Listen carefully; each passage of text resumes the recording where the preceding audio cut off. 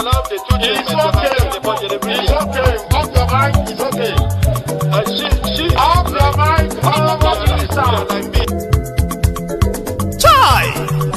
Now wow, people wey suppose talk truth to power don't off mic. And if we talk, now 500,000 they go summer us, call them hate speech. But fear not, my ego don't come. Ingo touchlight every corner, nooks and cranny of all these bad people where they spoil our country.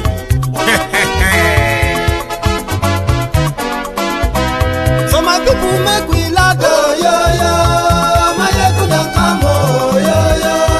My people make we shout, oh, yo. My ego don't come, oh, yo. My ego don't come, man of the masses, oh, yo. My ego don't come, oh, yo. My ego diary politico, my ego don't come, oh, yo. This one not the off in mind, oh, my ego don't come, oh, yo. And in the touchlight every corner, oh, my ego don't come, oh, yo.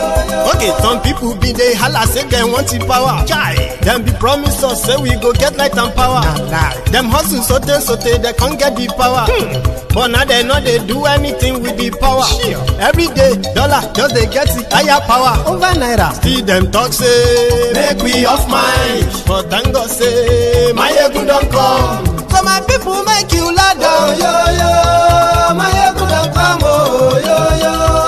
My people make we shout, oh, yo. My ego don't come, oh, yo.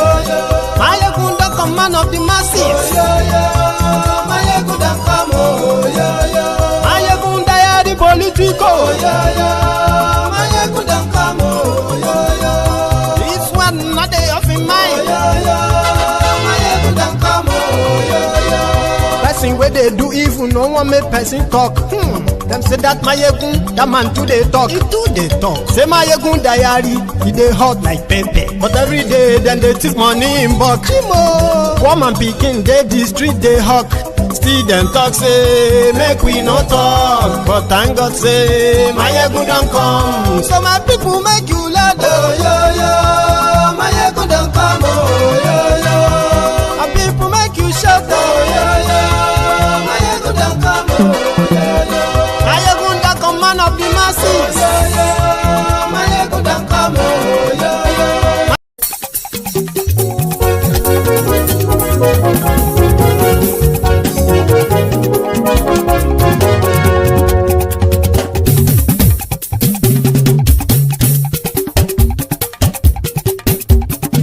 My ego la wamo, la mo do. My ego diary,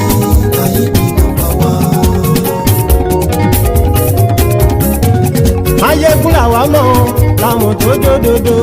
Ayégun diary na ibi number one. Ayégun ti dé o ọ̀rẹ́ ara ìlú. Ayégun diary na ibi number one. Lórí Facebook lórí YouTube. Ayégun diary na ibi number one. Gbogbo bó ṣe ń lọ ni Máyégún já wa sí. Ayégun diary na ibi number one. Àṣírí ọ̀jẹ̀lú kì í bò níbẹ̀ o. Máyégún diary na ibi number one. Bó bá ṣe eré àní Máyégún máa wí. Máyégún diary na ibi number one. Ó sì tún ṣe eré wàá gbọ́ níbẹ̀ o. Máyégún diary na ibi number one. Máyégún diary politico. Máyégún diary na ibi number one. Godfatherism kò sí lọ́rọ̀ Máyégún. Máyégún diary na ibi number one. Ẹ farabalẹ̀ sẹ́ o kẹgọ́rọ̀ lẹ́nu o. Máyégún diary na ibi number one. Àní Máyégún làwa mọ̀ tó dòdòdò. Máyégún diary na ibi number one.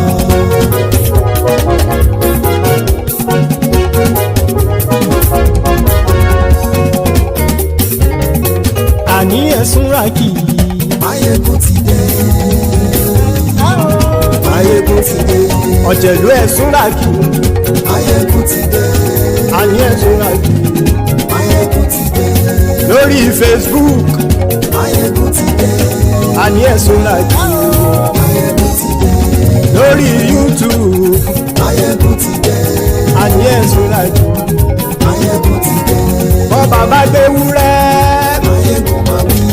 Àní ẹ̀sùn làjò. Máyégún ti dé. Bíjó ìgbádìyẹ.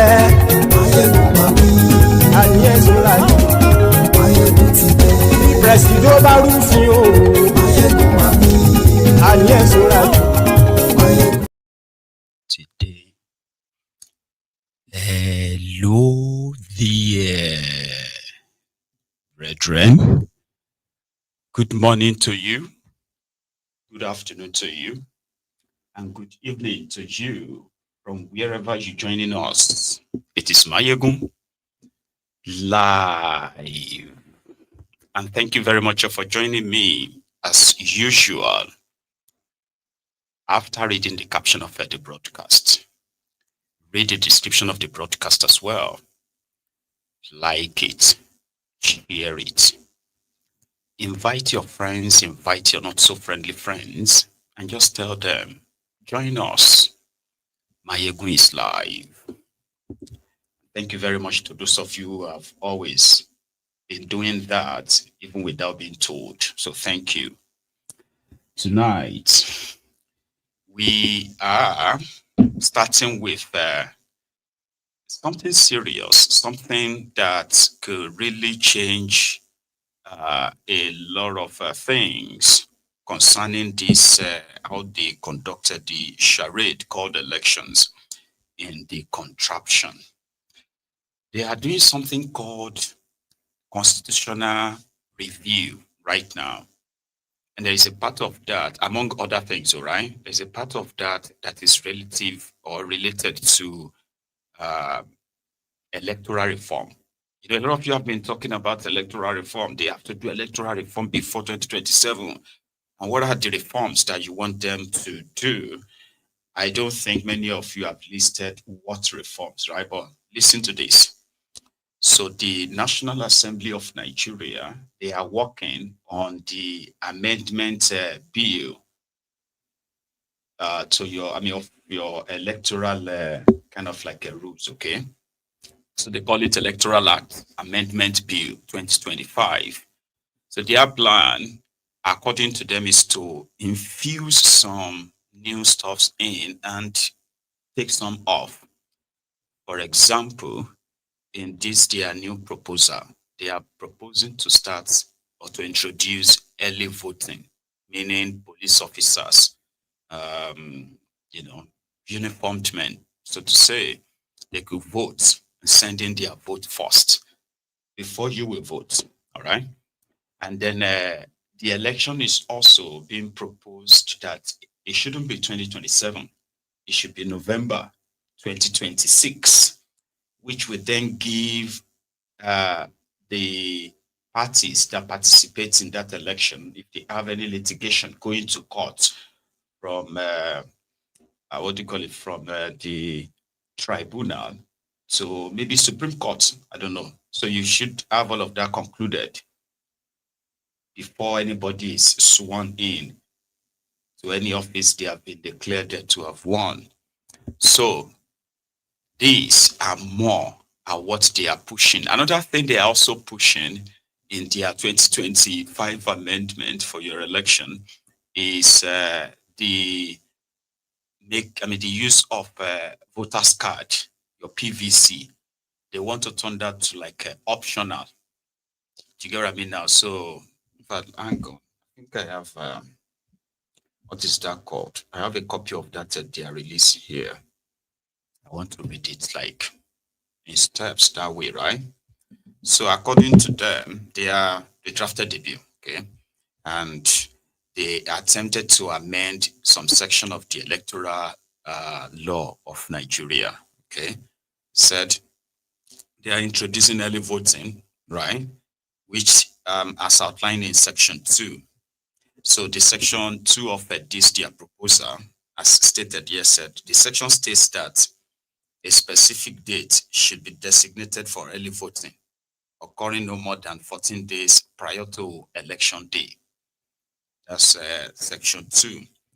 Then the proposal also kind of says that those in Nigeria who are eligible for early voting include security personnel, officials from Electoral Commission, accredited observers, journalists, and Commission's temporary staff. In that same section 2 of that their bill, right? They said it also specifies that there shall be a date set aside for early voting, not later than 14 days before the day of election. And they have another section of that bill called section 65 of the drafts, right? Said the presiding officer shall transmit the result. This is transmission of results now. Remember that they spent over 200 billion on their 2023 charade, right? And from that, they had about 70 or so billion, right, spent on using technology in your elections, right? Including Jonathan introduced the PVC, including this, the Abivas, the one that will take your picture for accreditation or something, right? And then the superb lie they sold to the young people in 2023 was that election can be rigged. I mean, can be rigged because as you are voting, they are transmitting your results right there. They don't even have to wait till local government or those stuff. Don't worry yourself. So you are voting now, they are uploading your results. Yeah, everybody, worldwide, everybody will be seeing the results as they are coming in. Nobody can rig it. I bet a lot of you have learned your lesson, by the way, that it can be rigged. So now they don't want to use that technology anymore. All right. So they are now making it optional, just to say they could transfer the results by electronic or by manual, meaning there is still very much room for interference. So now, other part of their proposal, I'm kind of like reading it, paraphrasing, sure you get, because I can't read everything. So they have this, they call this adjustment, by the way, right? They said the proposal included in the broad changes to the 2022 Electoral Act aims to shift the elections forward by roughly 6 months. This adjustment is intended to ensure that all legal matters related to the elections, both before and after, are resolved by the handover date on May 29th. So this is why they want to try and have the election in November. Instead of February 2027, it will be November 2026. So in part as well, I said the proposal is included in the draft changes to the 2022 Electoral Act, which requires that elections for both positions take place at least 185 days before current office holders' term ends, which is May 29. Now, there is a section called Section 47 of the suggested amendment now, right? It reads, elections into the office of the president and governor of a state shall be held not later than 185 days before the expiration of the term of office of the last holder of the office. Now, in accordance with Section 45 of the suggested amendment concerning legislative elections, it is stipulated that elections into the State House of Assembly and the National Assembly shall be held not later than 185 days before the date on which each of the houses stands dissolved. All right. So I will leave it to that. The point there now, Shai, is that PVC as well will become like optional. So they want to adopt God knows what, right? That would then replace your PVC, which means that you can still vote even if you don't have a voter's card. In that sense, but probably you still have to register to vote, or you must have an ID, something, right? Meanwhile, Tinubu's own permutation, this is just setting the rules that the rest of you would have to probably follow at some point, okay? However, when it comes to how they intend to carry out his re-election and the rest, well, the ball is rolling. And as it is, the scheme is very simple. Just descriptive, okay? Very simple. Every governor that is with Tinubu or in APC, no matter what anybody says or anyone is saying, you have just one job, and that job is to ensure that the INEC returning officer for your state never leaves your sight. You understand? The day you hear the name of the person that will be the INEC returning officer for your state, or INEC commissioner, whatever for your state, yeah? You as a governor, you owe him, because that is the person that will announce whatever figure you give to him or her. Just like with Wike did in Rivers. He did it. There's no consequences or anything.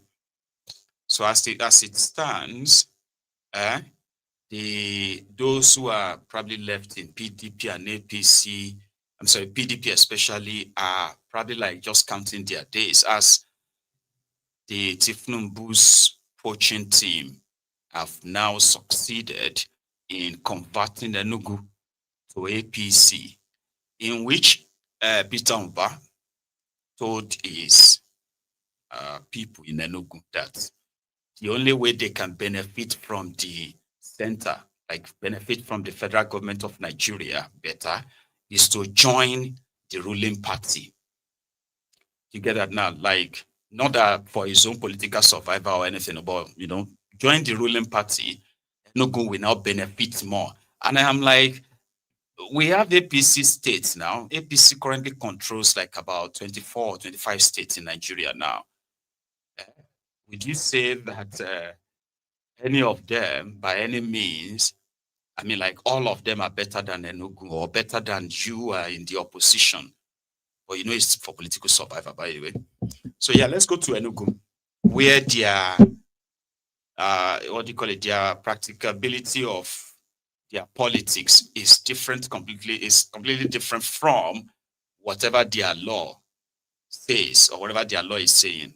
It's a different interpretation when it comes to these guys. So as we speak, there's a plan for after the local government elections in Taraba. After this Enugu guy now, right? The next person is going to be Taraba. So Taraba is also PDP, so it's already like on his way. They want to do local government elections, right? And by next month, he's also going to declare his own, I'm joining Tinubu. And then there is Bayelsa. There is also Plateau State. So these other two are like anytime too. And there is also Abia, Alexoti, which the, as the time rolls by, right, is going to have to, like others, give you reasons why they just have to, it's because of his policies.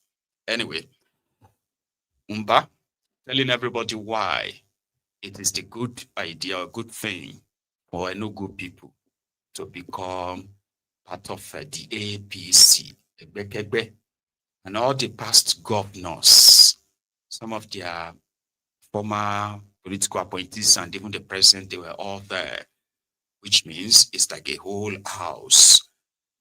And for Tinubu, you guys have no idea what is still coming.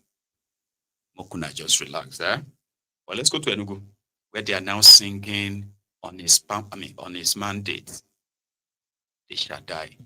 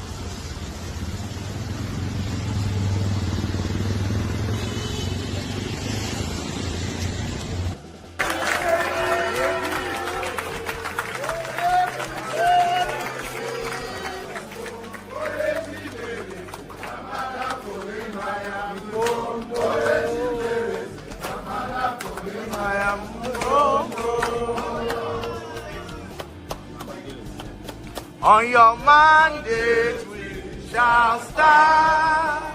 On your mandate we shall stand. On your mandate, Bola, on your mandate, Bola, on your mandate we shall stand. We shall stand. On your mandate we shall stand. Bola, on your mandate we shall stand. Umba, on your mandate, Umba, on your mandate, Umba, on your mandate we shall stand. Demonstrated generosity and foresight. Many of you have witnessed decades of broken promises. When we approached you, we did not ask for blind loyalty, but some faith in our vision. You gave us that faith. Together with your vote of confidence, we have achieved remarkable progress. To my colleagues in the administration, I'm grateful for your resilience. We have walked a path that often felt like a marathon without rest. Many of the ideas we put forward were dismissed as unrealistic, but you kept pushing the boundaries of what was possible. Because of your dedication, today we hear applause for Enugu across Nigeria and beyond. To the People's Democratic Party, which provided us the platform on which we campaigned and won, I extend deep gratitude. The PDP supported us through a demanding campaign and joined us in celebrating the victory. For nearly 3 decades, the PDP and the people of Enugu worked side by side, united by shared purpose. Together we built relationships that will always matter to me personally and to this state. Yet, leadership sometimes demands difficult, even painful decisions in the service of higher principles and goals.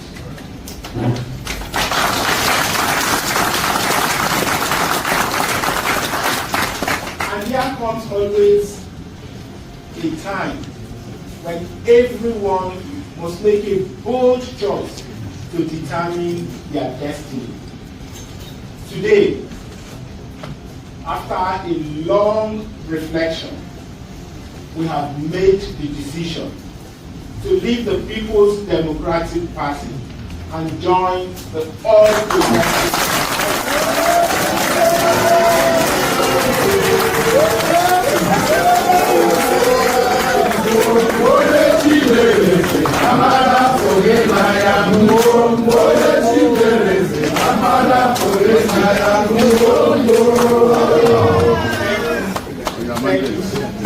On your mandate we shall stand. On your mandate we shall stand. On your mandate, on your mandate, on your mandate we shall stand. We shall stand. On your mandate we shall stand.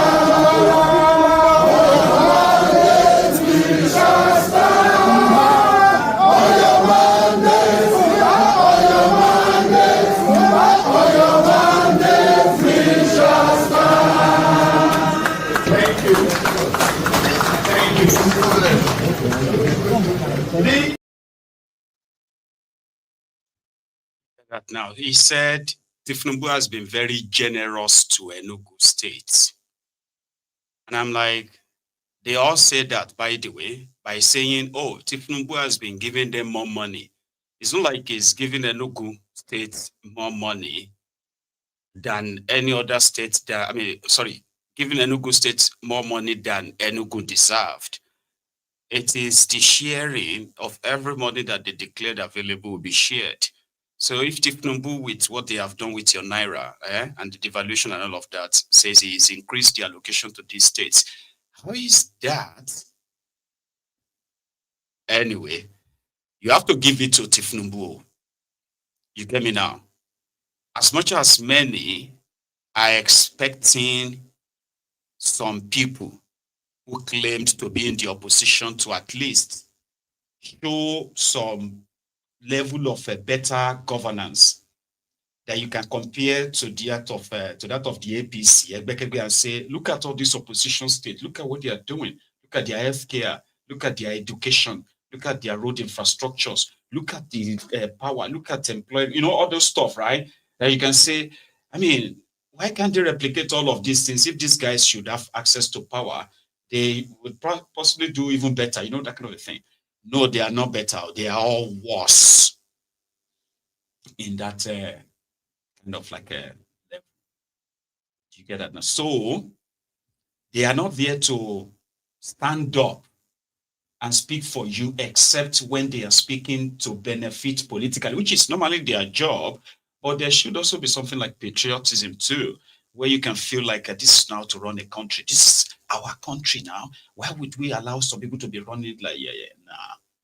Because their interest is most important. And once their interest is covered, everything else is just fair game to them. So you have to give it to Koolu. He's giving them what they want. So if you want to be very kind of like objective, clear-headed, right? You will see that what they are doing is that they are separating themselves from you.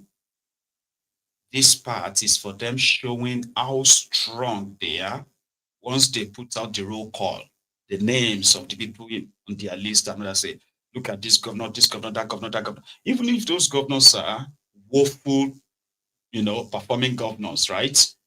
But since they are part of that, to say they are governors, that is a winning streak. So this guy's job is to know that if Tinubu goes down, they are all going down. So do you see what, if you are allowed to actually do your election, so it would have been so fun, it would just be like you, the people, versus them who believes that when they form this kind of a cult-like, sort of like a power show and all that, right? They are not defeatable. Nobody can defeat them. Those who are supposed to stand up against them are joining them because they are like, no, we can't defeat them. And we don't want to lose our political career in that sense. Like Umba was telling the journalist, by the way.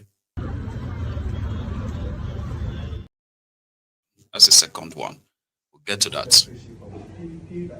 You may consider moving to another platform, and that has happened. What would you say was the last straw that broke the camel's back? Can you also say that there were some overtures from the APC, for instance? The president was there some months back. Tongues were wagging there. So, in other words, were you forced off PDP, or did you voluntarily go based on reach out from the APC? I think I alluded to this earlier on when I said, look, when... I don't waste your time. You probably will hear later that everything I have said will be what you're going to hear from all of that.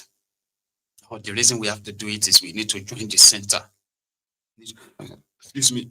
The people of Enugu State needs to enjoy, for people of Enugu State to enjoy the dividend of democracy.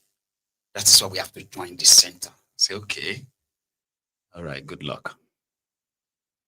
At the National Assembly, another 3 members of PDP and the National Assembly cross-carpeted again to join APC to swell their rank. And another senator also from PDP, also decamped from that party to join APC, giving them the majority they have always needed. Not like there is any difference anyway. Like you've never even heard the opposition in the National Assembly opposed any bill in such a way that they just block it. No. But what I mean now is that Tinubu has everything it needs. He's got everything it needs to be anything it wants, right? But we'll get more. Here, from Kaduna, the speaker received those who are cross-carpeting to their APC. Relations with my constituents and supporters, I have decided to join the All Progressive Congress, the ruling party, in pursuit of our shared vision for greater development for our people. I'm fully committed to supporting President Bola Ahmed Tinubu's renewed hope agenda and to promoting unity and sustainable development in Kaduna State under the leadership of Governor Obasani. I also remain dedicated to the legislative agenda of the 10th House of Representatives under your esteemed leadership. Please accept the assurances of my highest regard with utmost humility. Signed, Honorable Aliu Mustafa Abdullahi, Yerim Andamo, MHR Ikara Kuba Federal Constituency of Kaduna State. Honorable Aliu, congratulations.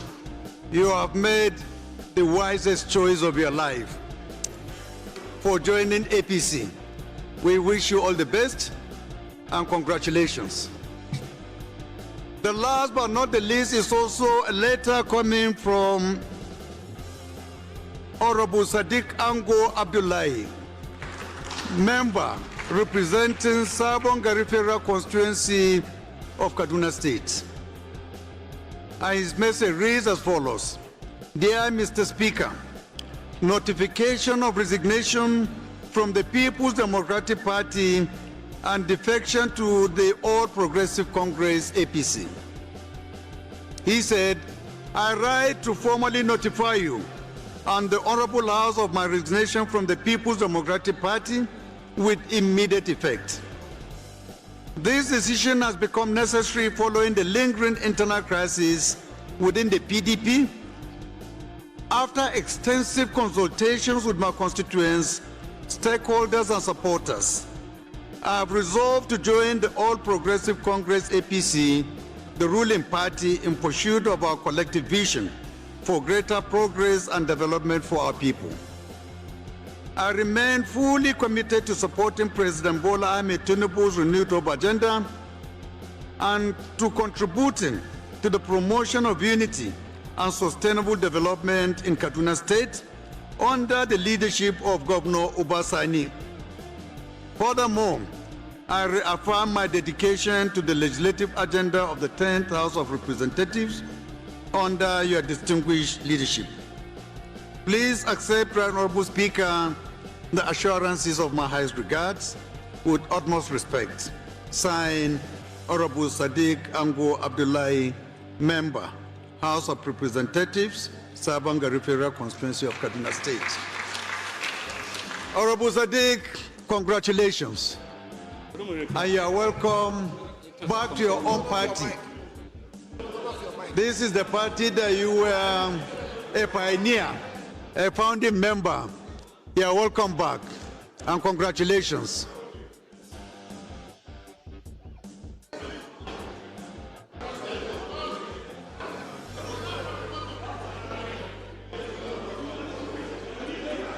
Point of order.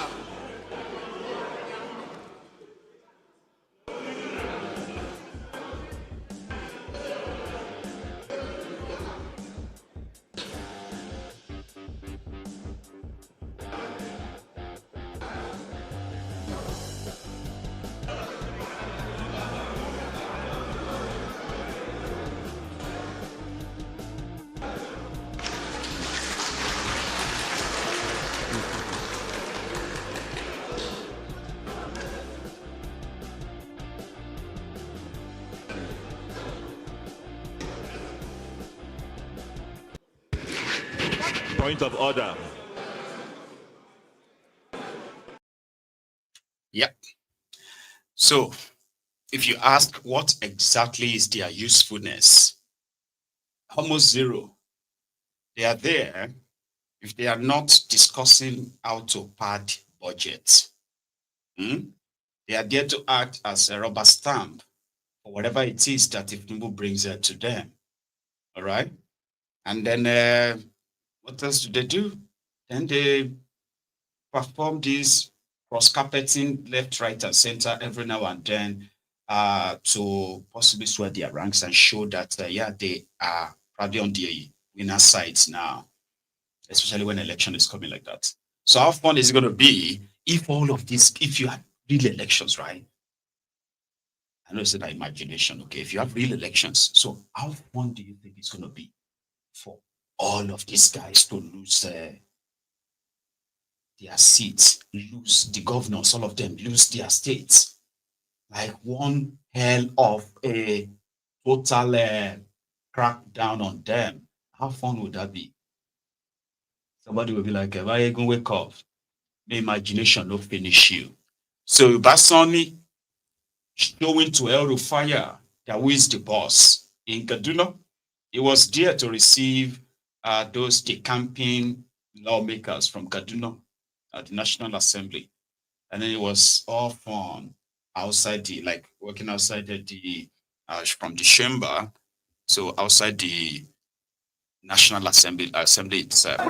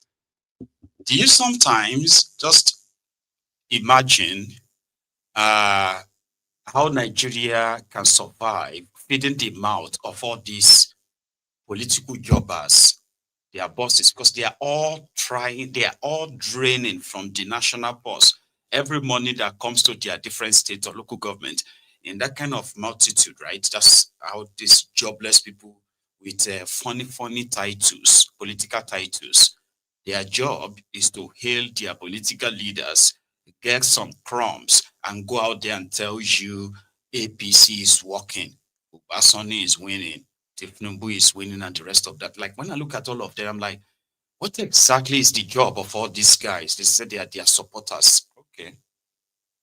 But in the Nigeria context, right? Nah, they're not just supporters like that. They're not doing it for the party or for the country. They are making all those kind of screams and noise because it's got to come with something. Money.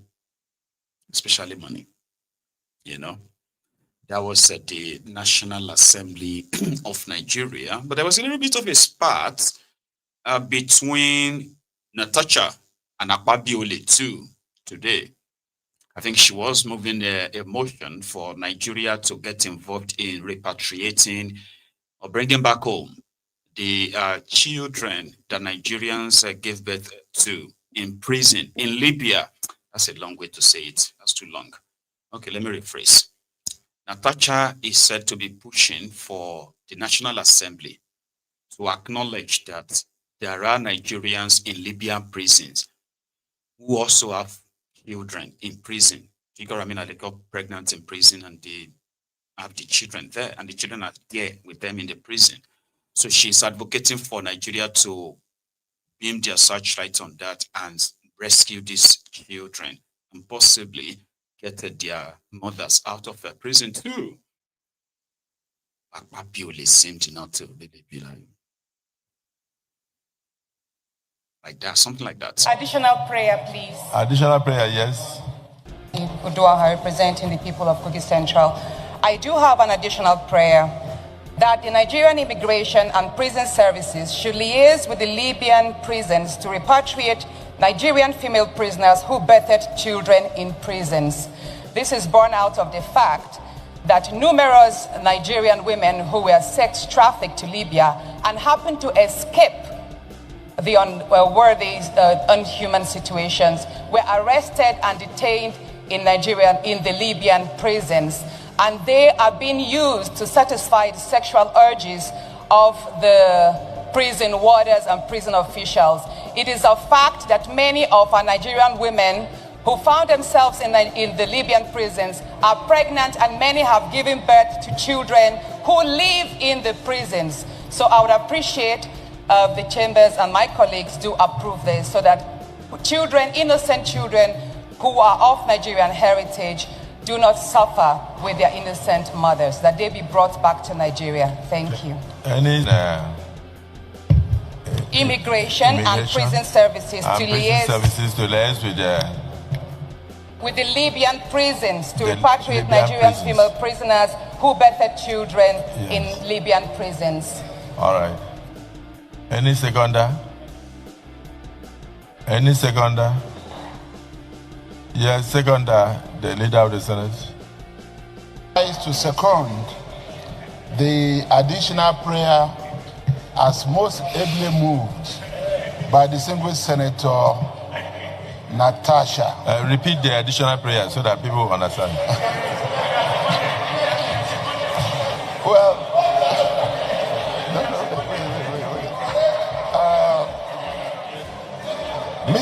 Mr. President, Mr. President and distinguished colleagues, the additional prayer. I know at all times and not the additional prayer is. Additional prayer, please. Additional prayer, yes.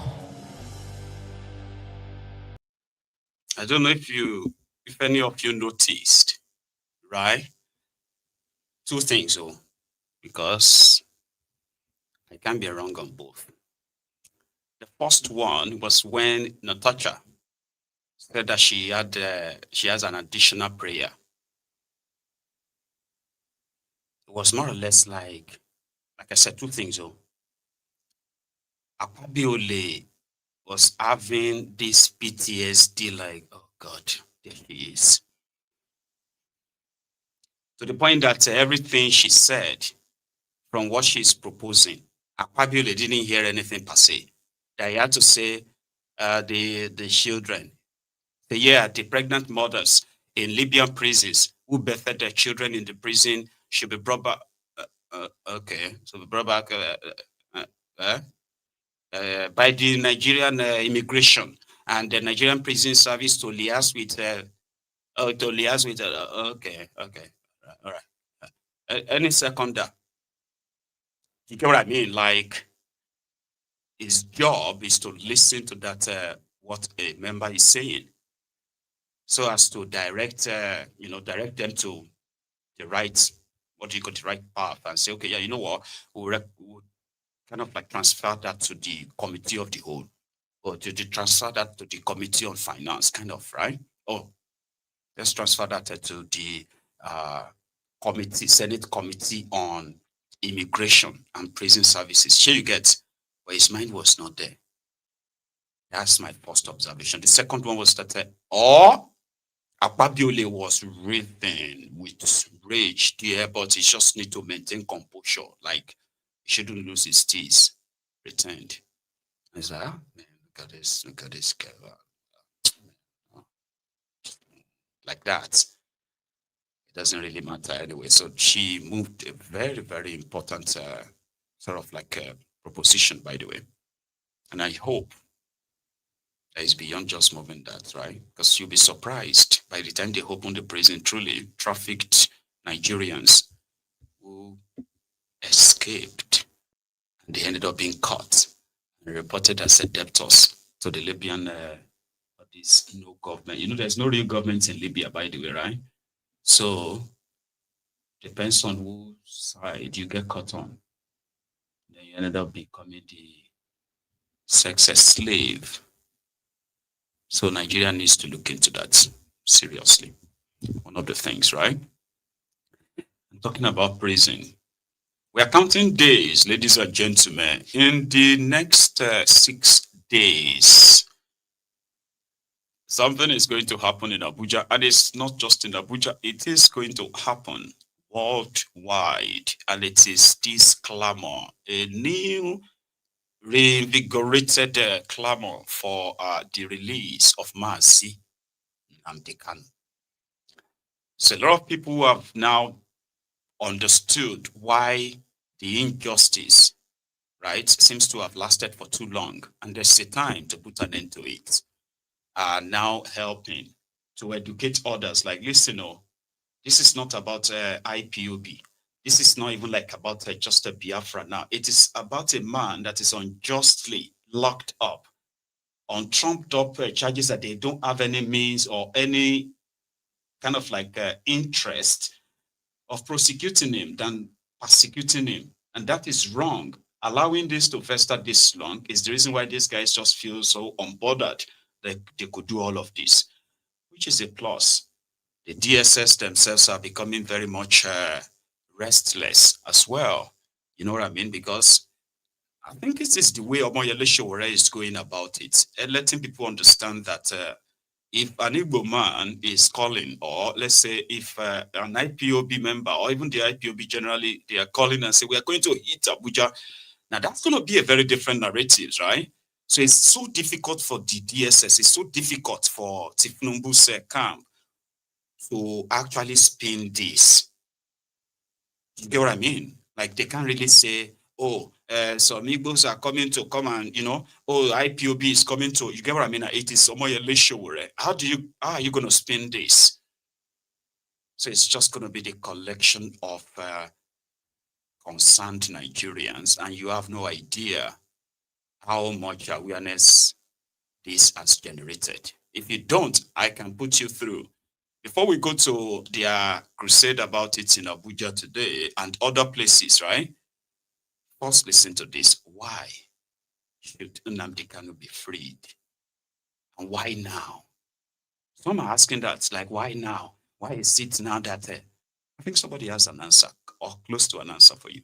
Lots of justice all over the world. You see this proposed protest for the immediate release of Nnamdi Kanu. It's timeless. The time is now. And I encourage every citizen of this country to participate in this particular protest. I encourage every citizen, every indigene, every believer of Igbo cause to do or to participate in this particular protest if it is convenient for you. Now, I say this because we have waited. We had hope that the Nigerian government is going to be fair with the trial of this man. But it's obvious our faith seems not to be coming true. And there is no other way better than this particular protest to bring it to the attention of the Nigerian government that we are watching, we are listening, and we are seeing. And it seems the justice expected in this matter seems not to be coming very soon. Now, you can see what is actually playing out. You can see how the president of this country has been granting amnesty to the convicted, set of people. You are granting an amnesty to people, granting pardon to people who have been tried, convicted, and serving their terms of imprisonment. But somebody whom the government cannot provide good evidence is languishing in jail, and the East is deteriorating. Now, I listened to comment of people, speaking and condemning the actions of the former vice president, Atiku Abubakar, who spoke out, who supports this particular protest, saying that he is playing politics with it. And why hasn't he spoken all along? Why now? Now, let me say this. A lot of people believe that Nigerian government was going to be fair with the trial, and that is why we gave them what? Benefit of doubt.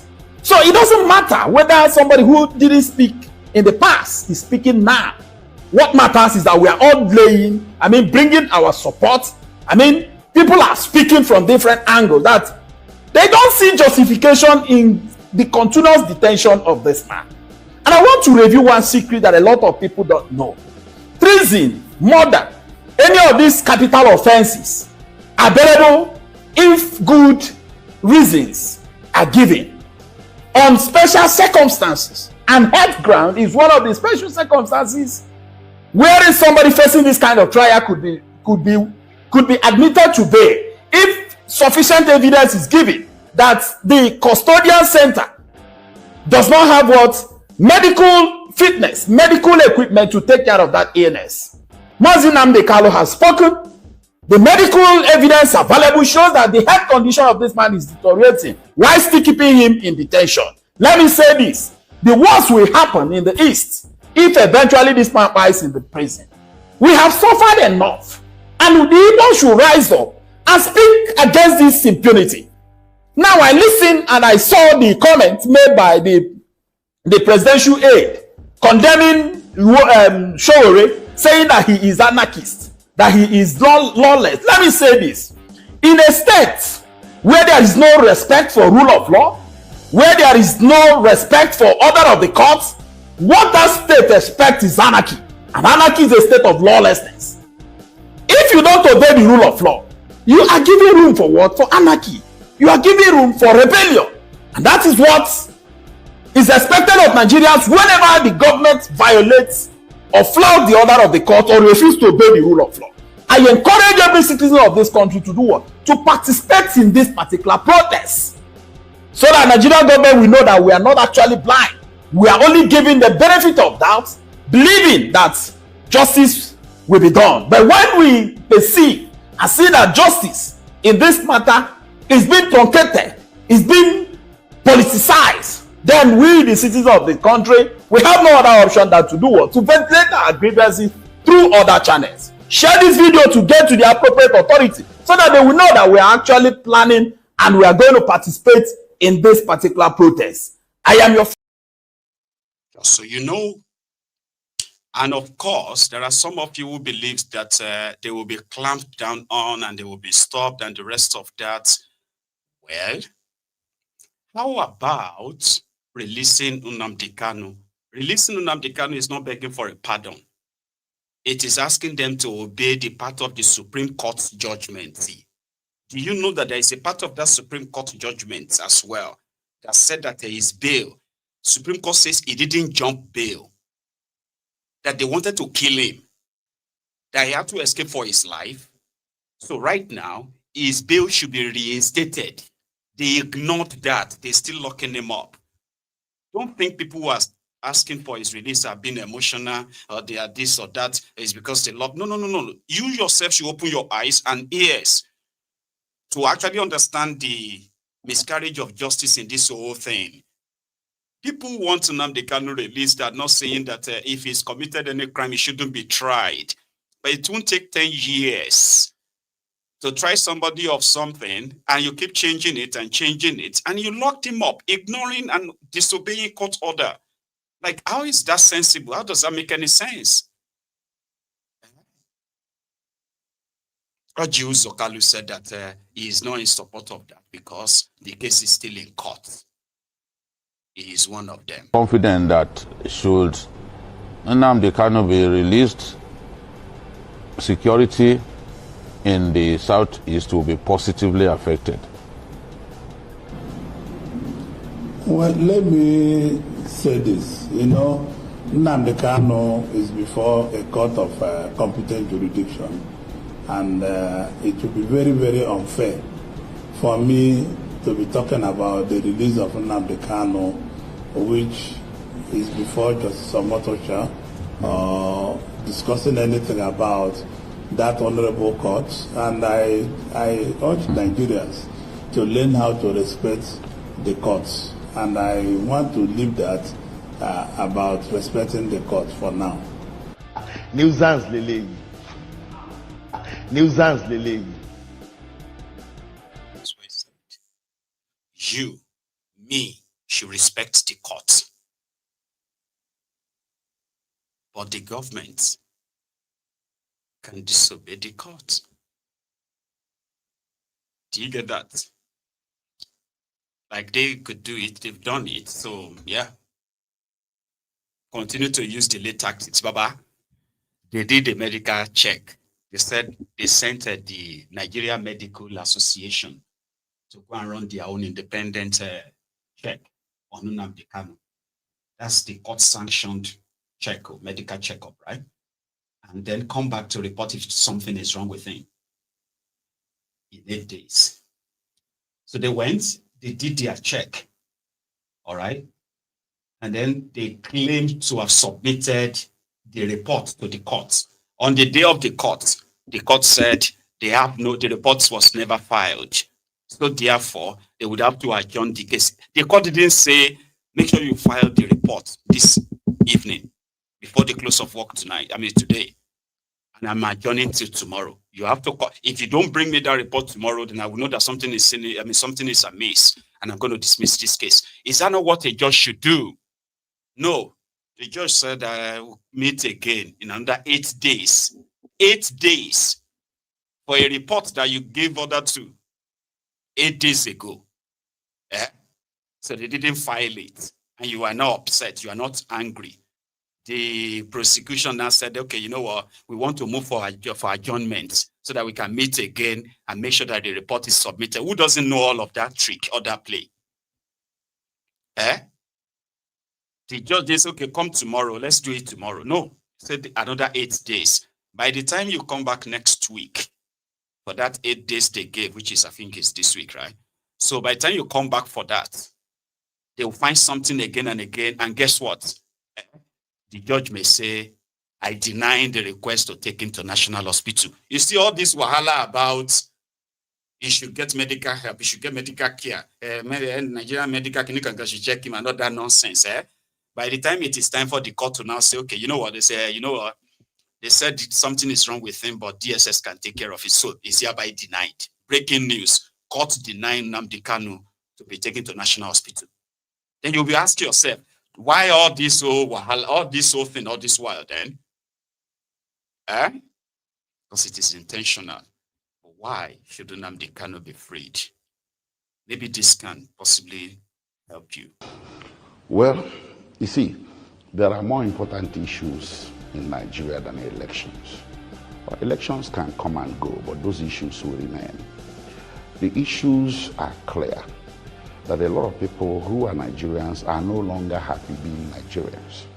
It doesn't make them unpatriotic. It doesn't make them criminal.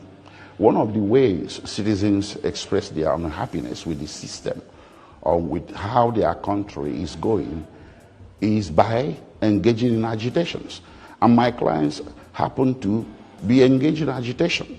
And that agitation is informed by their right to self-determination, which is not a crime. I don't think criminalizing the demand of a people, of millions of people. You see, this is beyond IPOB. The restiveness in this country is also rampant in the western part of the country. And parts of the north are also restive. I'm not talking about the terrorists in the north, but civil restiveness. So it indicates an overall unhappiness that is coming from vast majority of Nigerians with the way things are, with the way the system is structured. And that is something that does not deserve a bullet. It does not deserve prosecution, which is now turning to be a persecution. What it deserves is dialogue, civil engagement, constructive engagement. That's the only way you get to the position where everybody will be comfortable with an arrangement for a new Nigeria that would ensure equity and social justice for all. If somebody is saying, I want out, I don't want to be a Nigerian anymore, he's not committing any crime. And that is why you see this slew of nations around the world being very understanding of the matter and offering political asylum to members of IPOB. Number one is Britain. You see, if what IPOB is doing is illegal, is criminal, why would a major power like United Kingdom consider that IPOB members are entitled to asylum in UK? You see, the basic requirement for asylum all over the world is guided by this. Anybody that possesses a well-founded fear of persecution simply because he possesses, he subscribes to a political opinion the government of the day is wishing to suppress by means of punishment of some sort, that qualifies you for protection, for refugee status, for asylum status. IPOB members have been found across the world as a people that possess a legitimate political opinion, which is self-determination, that the government of the day is wishing to suppress by means of punishment of some sort. That is what we are dealing here. It's bigger than any election. And anybody that is asking you for a referendum is conducting himself within the framework of the law. He's not asking for war.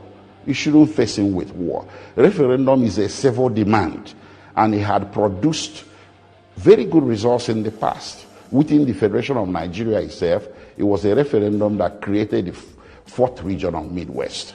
And outside of it, it was a referendum that they took western part of Cameroon from Nigeria and gave it to Cameroon, and took the former Sadana province of Cameroon and gave it to Nigeria, the present day Adamawa and parts of Taraba states. So what we are talking about here is not a situation that requires the government to prioritize the levying of violence against the people that are not violent.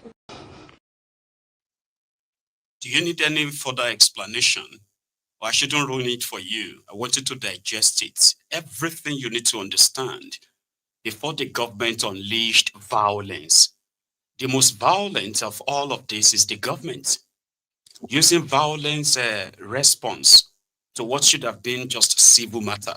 People can group themselves and say, we are this, we want that, and we are going to, not ignoring the threat of the Fulani terrorists that he raised 10 years ago, even longer.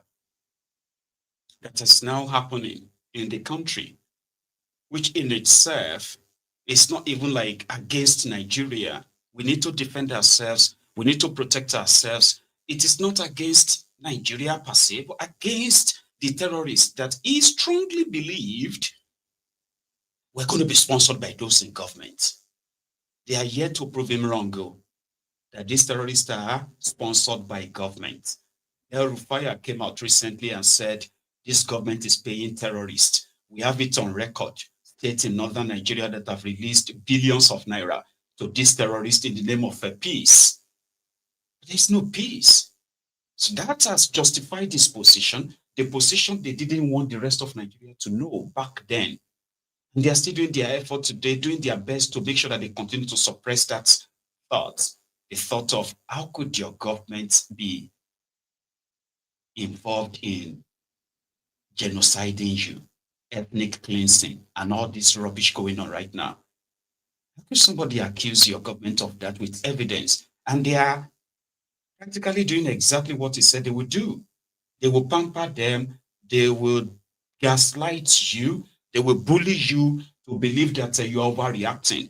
Their solution is going to be how to placate these criminals. And they have done all of that. But they wanted to believe that IPOB is violent, IPOB is this, Nnamdi Kanu killed people, this and that.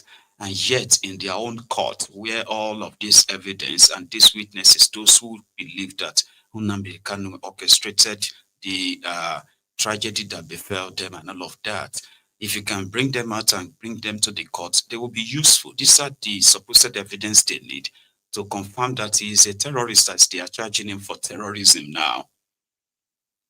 All this information, all these accusations are just what these criminals have been pushing for years, but they couldn't really prove it in their own court. Now, think about that. Mazi. People must come out to say that enough is enough. When you travel to the north, do you live in the forest in the north? The Igbo people in Sabongeri in Kanu, are they living of course it's Hausa land, are they living in the forest? They came to the town, they work very hard, they build houses, they build mansions, they develop the entire place. Is that not what they do? What are Fulani people doing in our forest? Nobody can answer that question. They say that they're pastoralists. World aspiring to be a member of the UN Security Council, where you move cattle from place to place. Are you people well at all? You so-called Nigerians, are you normal in the brain? I'm asking you a simple question. Show me a country that aspires to be in the 21st century, moving cattle from place to place, telling me they're grazing. Which country is that? Please tell me. These are people they have prepared for you to sell you down the drain. By the time the Fulanis are done with you, believe you me, if you don't rise up now to fight for your freedom, by the time Fulanis are done with you, you'll be more useless than a Hausa peasant. People must come out to Nnamdi Kanu. The position that the Fulani oligarchs felt so strong about, how could they be making such? How did they even know about all of that? I mean, these are the things that are just in the pipeline. They are not happening yet in Nigeria. So it was like he's a madman. What is he talking about? The Fulanis have always been nomad. They are nomadic. They are nomadic in nature. Don't let us try to stigmatize them, okay? This was the early days when Nnamdi Kanu was telling us all of this. He was so angry. He couldn't understand why we couldn't understand him. He was always raging. Like, are you normal? Are you guys not so daft? Are you not stupid? Are you not sick? And, and some people, they became offended because of his language. And in the process, they became more kind of like angry at him than the message. The way he talks anyhow. He's there threatening people. Always this, always that. Like, what about what he's saying? Because there were no Fulani killings then. They were still telling people farmers had those clashes. Some of us were reading it then like farmers had those clashes in Ekiti. What is wrong with all these people with cows? We didn't know that we're so high. We're so ignorant. By the time they started showing us the videos of their guns and their weapons and the ransacking villages from Sabongeri, I mean, what did he call it there? From Zamfara to Enugu, from Enugu down to Gomosho, Oyo, Oshun, come to Ondo, straight down to Ebonyi, everywhere. Bayelsa, Creek. We think that they use cow do for Bayelsa. That they started kidnapping people. And what did we get? The criminal politicians started strategizing on how to placate them. Let's give them land. And they started justifying it. They were hiding year after year. Or everybody just forgot about Boko Haram because these terrorists are now operating like Boko Haram. They are now ransacking villages, kidnapping and killing people en masse. But the government is telling us that we are paranoid. We are Fulani-phobic. We are Islamophobic. We are this phobic and that phobic. Gaslight everybody to the core. Today, not only that they have normalized the terrorism, they get more angrier if you talk about it because to them, you are demarketing Nigeria. There's only some little problem here and there, right? Placating, pampering terrorists while they are jailing civil activists. Yeah, like Nnamdi Kanu. They can't win. He said it. They can't. In this court, I'll defeat the federal government of Nigeria. Yeah, Jehovah will see it.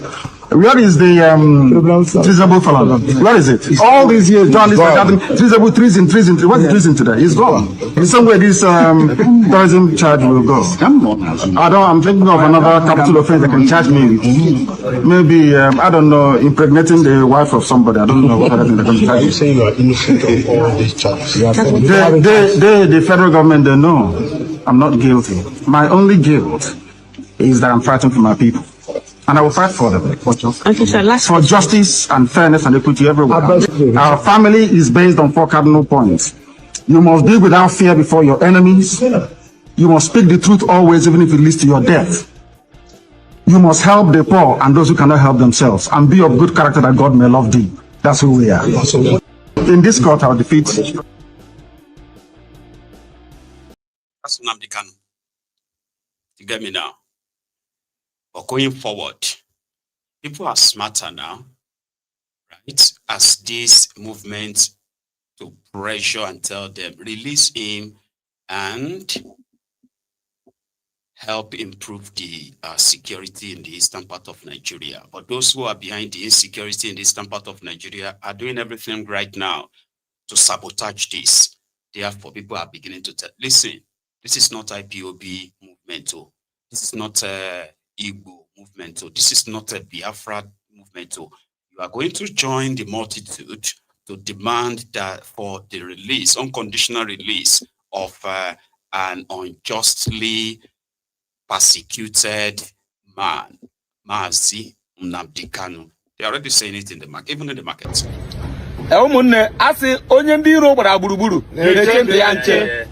ọ na-eche ndụ ya nche. Ihe ji na-ekwu okwu ahụ unu mana 20th of October the sacrosanct. Yes, sir. All the sacrosanct. Yes. Maka the protest, peaceful protest, peaceful. Yes. Protest a na-aga ime for the release of Maazị Nnamdi Kanu. Yes. Mana enwere ihe m chọrọ igwu unu. Onwe m chọrọ igwu unu. Onye ya na ndị iro na-eri ya na ekwensu na-erikọ ihe. Ọ na-eji ngaji ogologo. Protest a wụ international protest. Enwecha ndị si abroad na-abịa agbadata Nigeria. Ọ bụrụ na ihe Showore kwuru. The convener of this protest will Showore. Yes, sir. All Showore is an international protest. Yes, sir. Or the IPOB protest. At all. Or the IPOB protest. Yeah. And when you got fly a flag that day. Yes, and when you can fly a flag. Get with a flag. Lay fire everywhere. When you do to I try ya. Mopado give them brandish way color uniform. Red, blue, red, black, and yellow. And when you do to and when you do to only bobola. Na ahụ vida achọrọ ka ịtụsasị ya asị gị bịa mee toks emekwala onye sị gị mee toks emekwala ọkụkọ ọhụrụ nga na-abụ ọkwa ya na-achị ọchị abọcha ọkwa ozu ewere ọkụkọ mezuo enwe ndị sị gị bịa mee toks onye ma bibụ na-egwu sị gị bịa mee toks to fight against ndị na-aga ime protest emekwala maka na information anyị na-enweta na-awụ ị ga-ahụ ndị ga-apụta to be anti-protesters. Yes. A ga-akpọ gị dịka ka ị wụrụ tọg so that protest, peaceful protest Showore haziri maka anyị niile ma ndị Igbo ma ndị Hausa ma ndị Yoruba ka ha bịa mebie ya ka isi gị baa ya ekwela aflayela kọlọ nkwuolu ya emene gịnị aflayela kọlọ ụmụnne ka anyị were uche na-eme n'ihe a ka anyị were uche mee ya o ọ tọrọ nwa ma ya mara atọrọ nwa ofeka ọ wụrụ na ịhụ anyị ị ga-alaiki anyị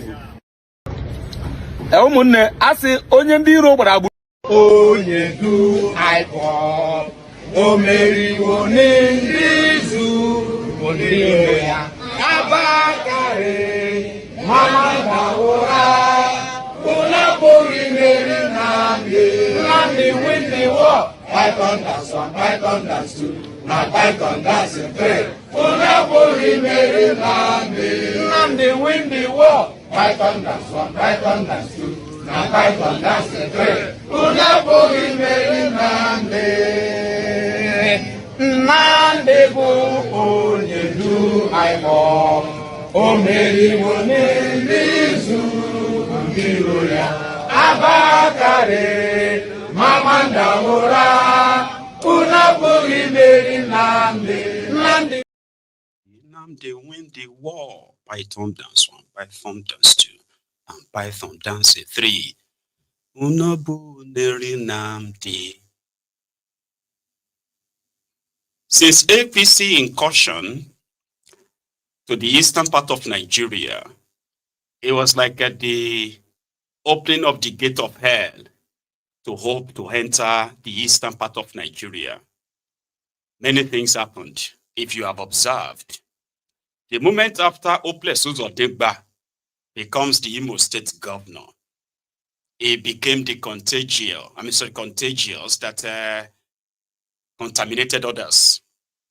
And the time they unleashed their war on IPOB, the media this and that, initially, it was almost like insignificant. But as much as APC, Egbekegbe grows in the eastern part of Nigeria through this backdoor sort of like a technique, right? So you have seen young Igbos who have been employed as social media handlers for some of these APC governors, APC lawmakers from the eastern part of Nigeria. And all they have to do is to re-echo whatever APC has been spewing, the agenda against the Igbos, which is systemic, by the way. So they themselves on stipends they give to them, and then those fake titles they give to them, special advisor on media, special advisor this or that. So most of them have been very much unleashed to further widen the propaganda of putting the blame of the insecurity in eastern part of Nigeria on Nnamdi Kanu. And you possibly have seen so many of them lately demanding that Nnamdi Kanu must not be released is the reason for the insecurity in their region.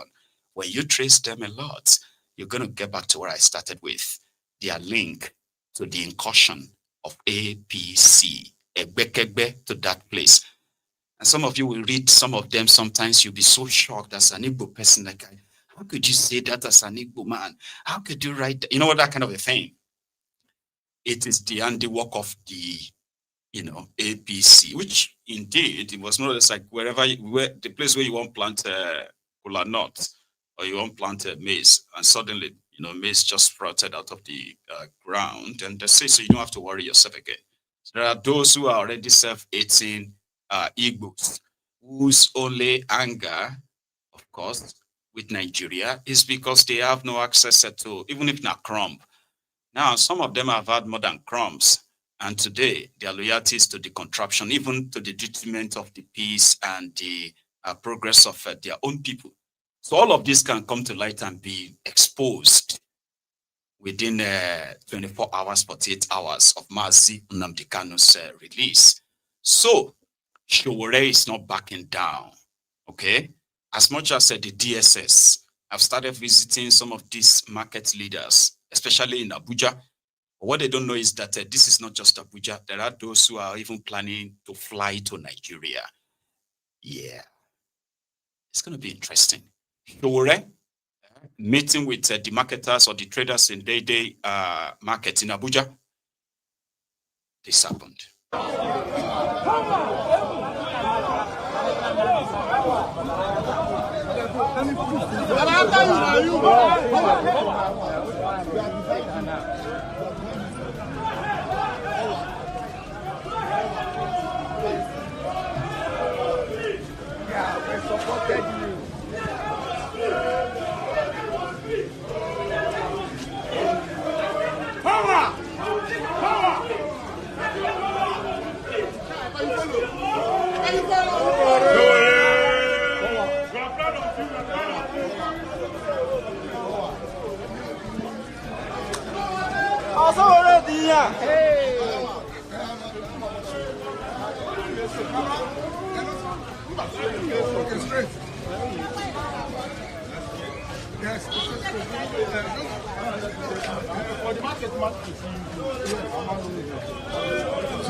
Welcome.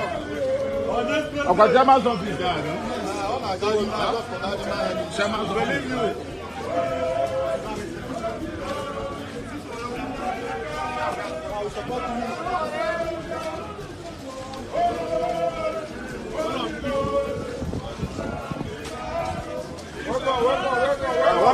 Welcome. We are together.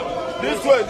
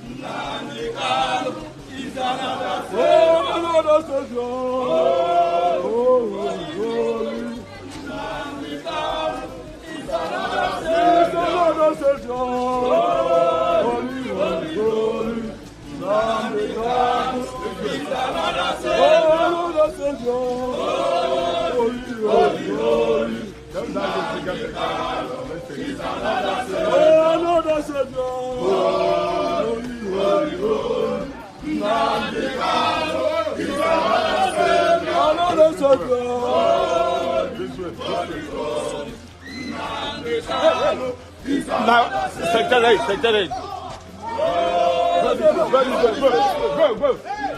Go! Oh, God, let's go. Come on, let's go. I'm not here now, man. We are going to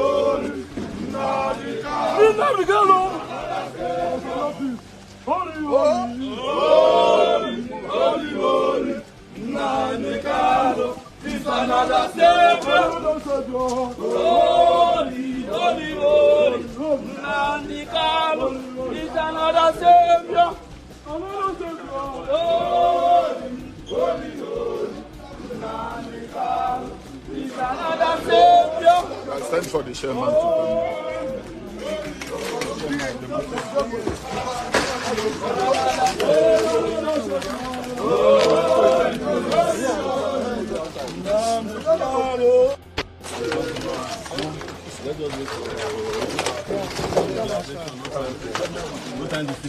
Okay.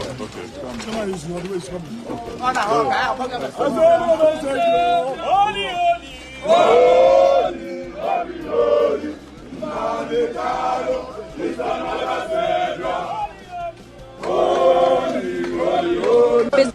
Mankind and the university and a very good friend of indeed. My brothers and sisters, let me introduce you the one name, the number. Omoyole, Shore, everyone swear.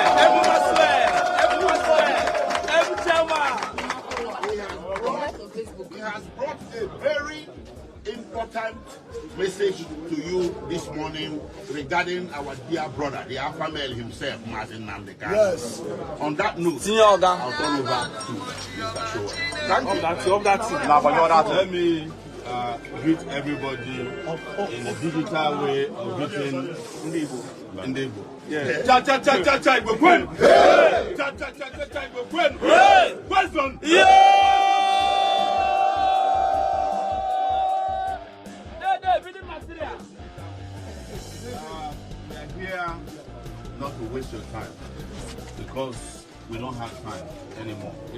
We have actually run out of time, but they are lucky we have not run out of patience. Yes, sir.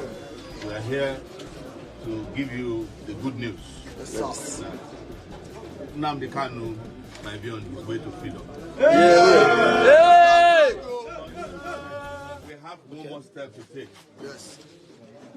You know, those of you who are Christians, you know the wall of Jericho. Yes. When it was about to fall, there was a command that we must march around it. Yes. And that's what we are doing on October 20th.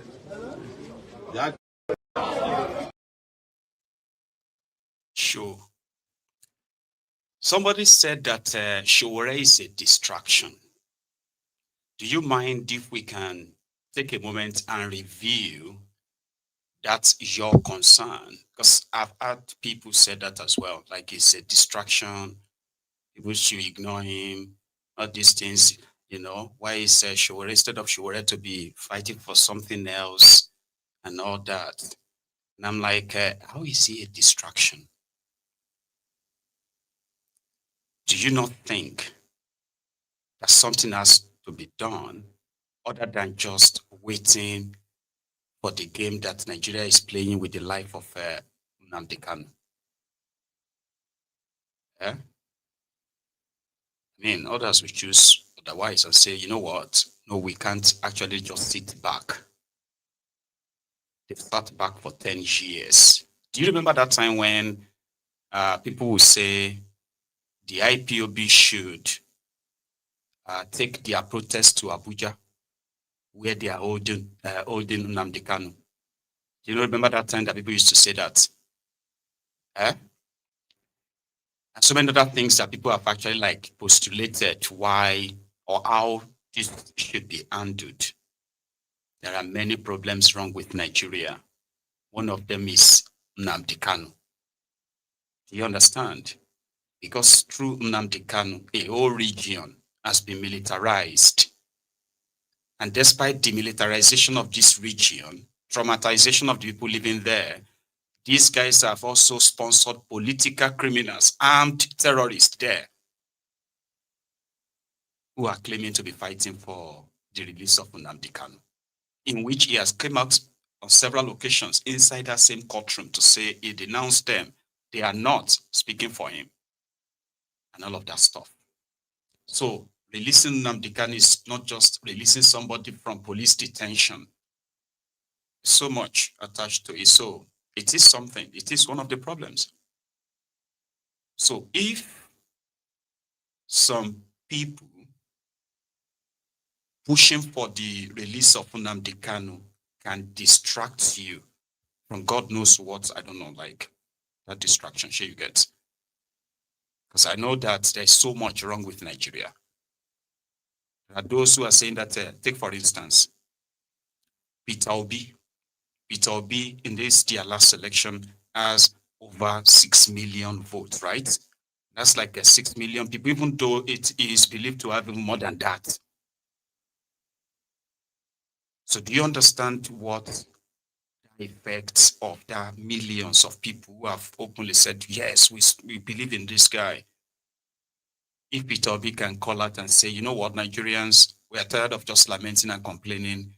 We will need the National Assembly to do so, and so. I need us to come out tomorrow. Do you not know that some of you who are saying that Showore is a distraction are also the same people who are giving excuses why Peter Obi shouldn't lead any protest? Eh? I'm just saying. So, distraction from what? From those of you already planning to take the government on. So this one is going to distract you. I don't get it. And if you are just saying it simply because people are saying it, that's fine. There are those who have made things up very much. Showore is working for Tinubu. Showore is a CIA agent or CIA asset. Showore is this. Showore is that. I mean, I may not be able to convince you, but Showore is doing something.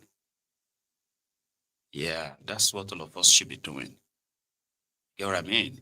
Not pull them down when they are actually making efforts. While we possibly do nothing. He's working for. I know all of. I know what I'm saying. I know him very well. All of you don't even know Showore like me. Showore is this and that. Baba agreed.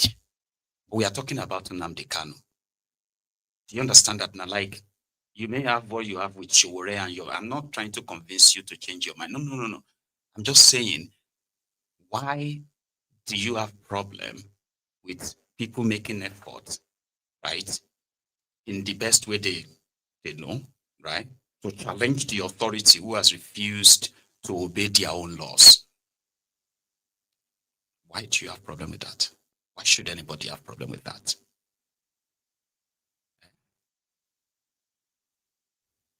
Okay. After the construction market, the plant markets, right? They moved straight to a place called Barnex Plaza, saving time, right? So that's why I had to cut that short. Just went straight to when he's addressing them. What did he tell them at Barnex? Sure.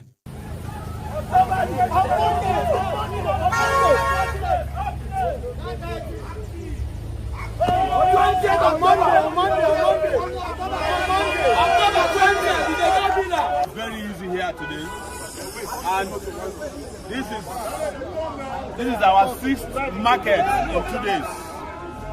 This is the 6th market we are visiting in 2 days to mobilize people to free Nnamdi Kanu on Monday.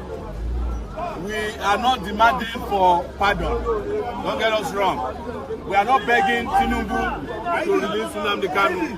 We are asking that Nnamdi Kanu should be released from unjust, illegal detention by the Nigerian government, who kidnapped him from Kenya. The Nigerian government is made up of a lot of kidnappers. They are not only kidnapping in Nigeria, they are kidnapping from Kenya. International kidnappers. Yes. We have asked them to release Nnamdi Kanu. And we want to make it very clear. We are asking them to release him on or before 20th, Monday. So they have an option. Don't let them tell us they don't have an option. The option is to release him now so that we don't have to march on Aso Rock on Monday. But if they don't release him by Monday, and they are claiming that he's in court, why is it that the terrorists are not in court? Why are the bandits not in court? Why are the drug dealers being pardoned? That is to show to you that some people are better than others in Nigeria, and we reject second-class citizenship. And the Nigerian state must release Nnamdi Kanu on Monday. That's our message. But our message to you here is that you should all come out on Monday. You cannot lose anything by closing your shop on Monday, even if it's from 7 a.m. to 12 noon, and to come and bail our brother and let him come back home to us. When I say bail, I'm not asking to pay for shortio. I'm talking about to bring him out to rejoin us. That is why we came here to see you. Thank you very much. Yes. Free Nnamdi Kanu now. Free Nnamdi Kanu. Free Nnamdi Kanu now.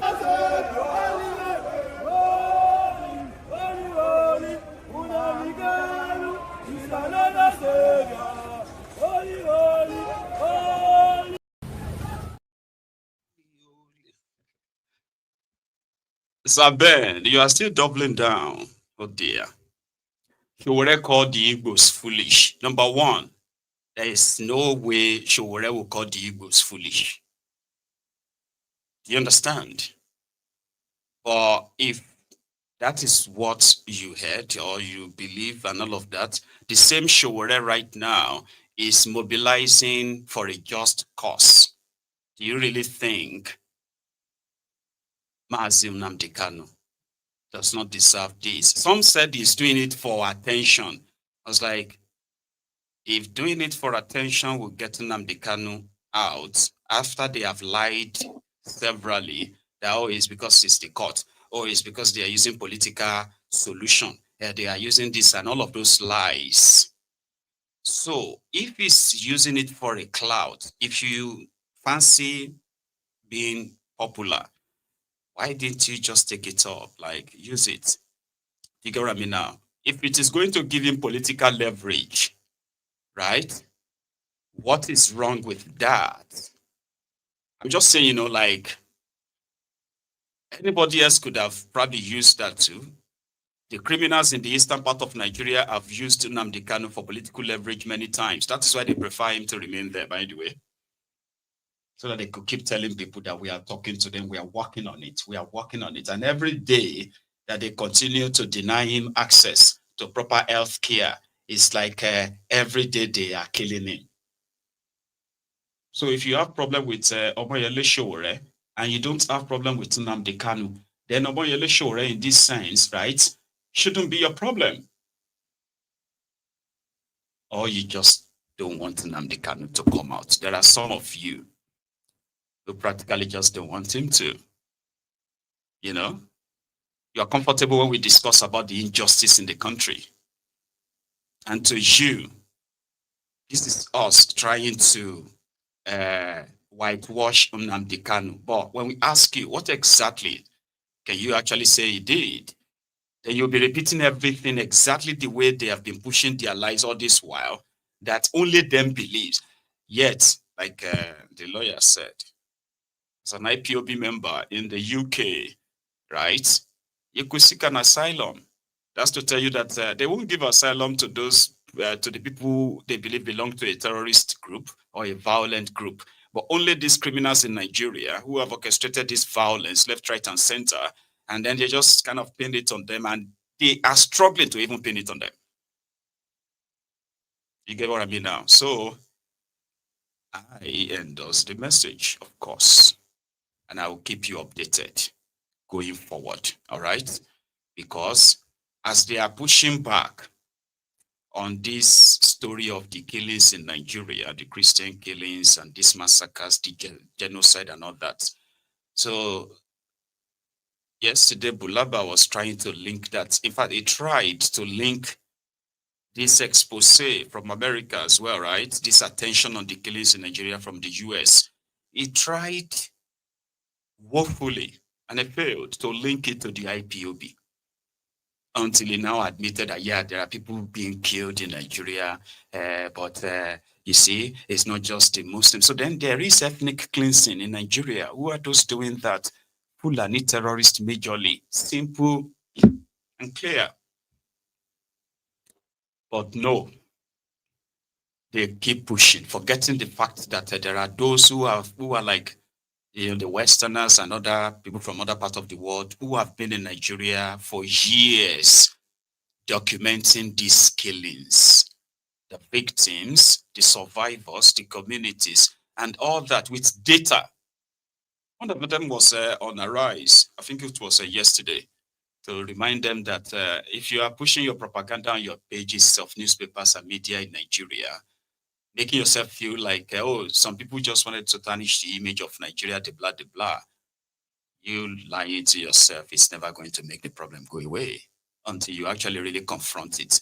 And according to this American, yeah, well, they understood that the role that Obama's government played in helping the Boko Haram to advance in Nigeria. And it's documented as well, right? They've got the numbers of those who have been displaced, women, children, those killed as well. And according to him, he didn't see any political will to end all these killings, which continue to push Nigeria to the precipice, break up this contraption and save lives. You know, remember that one? Break it up and save lives. We've got not prepared to release it yet, but hard proof that Obama was very much behind the advance of Boko Haram, intentionally so. And so, yeah, Obama holds a lot of the blame. No doubt about it. So, I mean, I guess the million-dollar question is, how do we change the narrative in America? Let me come to you. I don't understand why a nation that's as mineral rich and growing as Nigeria has to go and beg from Uncle Sam for help serving their own people. Nigerians have plenty of resources to help these people get back, or at least get something where they can have stability and a life. Now they're denied, they're ground down, they're called criminals, they're called vagrants. Their homes are bulldozed with no warning. It's a horrific life that these people are living, and nobody's here. I mean, why should it be? You don't want America to come here and say anything about terrorism, but you want their money? That doesn't make sense to me whatsoever. Well, since 2019, this is my 6th time in Nigeria since then. It's been entirely focused on understanding and telling the story of the internally displaced. And the filmmaker, Mr. Gibbs, is my producer for a film a documentary film that we've been producing now for many years, all through Nigeria, and getting the stories and profiles of these displaced people, which I'm startled that people don't talk about that more. There's estimates anywhere from 4 to 10 million Nigerians who were peaceful, productive people that are now denied and ground down and given no chance to get back. And that's the larger, to me, tragedy, the byproduct of this. I see children, a lot of them, multitudes, millions, literally, of children growing up believing that power comes from violence and that being peaceful is death. And that's a curse on this nation if there's no intervention. Our schools, we have so many testimonials. The kids show up wanting to get guns and go back and kill, and they get an education, they want to go back and rebuild. That's how this is ultimately fixed. When the internally displaced are recognized and restored, it'll be the foundation of a great nation. Until then, I fear for this nation. We've got not prepared to. It's an American, filmmaker, so to say, given his own eyewitness account of his work profiling the internally displaced in Nigeria. Do you know what that means? You're going to ask them how old they are, where are they coming from, the name of their village, what happened, how many people did they lose, if they are the only people left and all that. These kind of stories, what else did they witness? They will express how they killed their family members, how they escaped, and the rest of that. This documentation is what a government of a country should have. And everybody that you are going to have, anyone that you are appointing as a service chief or security chiefs in your country, you just give them this whole document and say, see what these guys are doing. They must be stopped. I don't think the president of the country even have the data of the internally displaced in Nigeria. I don't think so. But they continue to pretend to be managing the problem, unfortunately. And from this American's view, there is actually no plan of returning and rehabilitating these people back to their communities. There is no plan in place that you can say this is a uniform federal plan to stop the violence, that not only just the people that are displaced have been psychologically affected. Children are now believing that violence is life and peace is death, meaning you cannot be peaceful or gentle and all. So violence, you have to fight your way, if not they will kill you, sort of. And that in itself somehow possibly just will give a credence to why the terrorists continue to amass a lot of fighters. Because every time you see them, you get to see them in these hundreds on their bikes. And then you are wondering, is this thing so lucrative enough that they are willing to go and die for God knows what they themselves have no idea of? It's obvious that Nigeria is at war. But Nigerian government is lying to Nigerians, pampering these terrorists who are waging this war, and their sponsor, who are mostly in government as well. And Americans, from Americans' lens, so that's something that Nigeria would love to deny, and they continue to deny because they don't have the intention of ending it. In Nigeria, they don't end any problem. They manage the problem. Oh, corruption, you've been hearing that since what? Probably since you were born. Corruption. Till today, there's no chance it's going to end. It has now grown so big, so massive, that it's now immovable. Because it's systemic. It is systemic. From childhood, you've been hearing about poverty, poverty, poverty will end poverty, will end poverty. Guess what? They have been managing it, and managing the poverty means it has become a cash cow for every successive government and regimes in Nigeria. The more they are managing poverty, the more poverty grows in Nigeria. Same thing with this terrorism. They don't have intention of ending it. They want to manage it, keep pumping money at it. While they are smiling to the banks, people are burying their debts. And these guys are patting themselves on the back and telling themselves that they are doing so well because they don't have intention of ending it. No, they will profit from it, monetize it. That's what you are witnessing.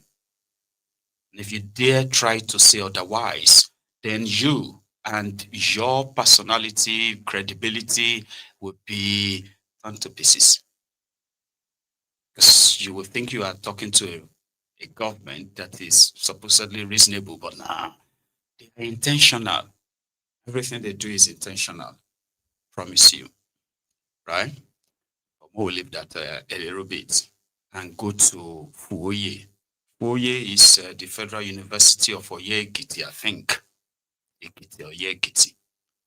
So they had this VC that was suspended for sexually harassing member of staff, students. It became that much that he was allegedly suspended until he returned today. I don't know if he's been cleared or not. Then he returned today to this honorable, no, is that what it's called? They have a name for it. They'll say he's in a grand style. They call him rapist, by the way.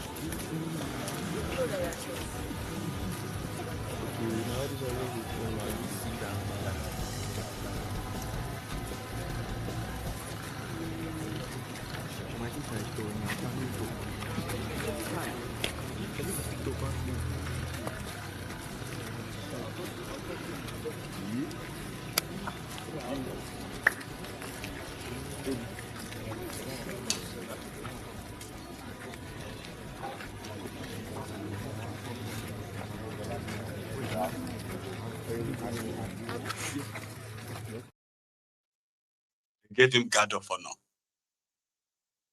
Somebody was just like, what the heck is going on?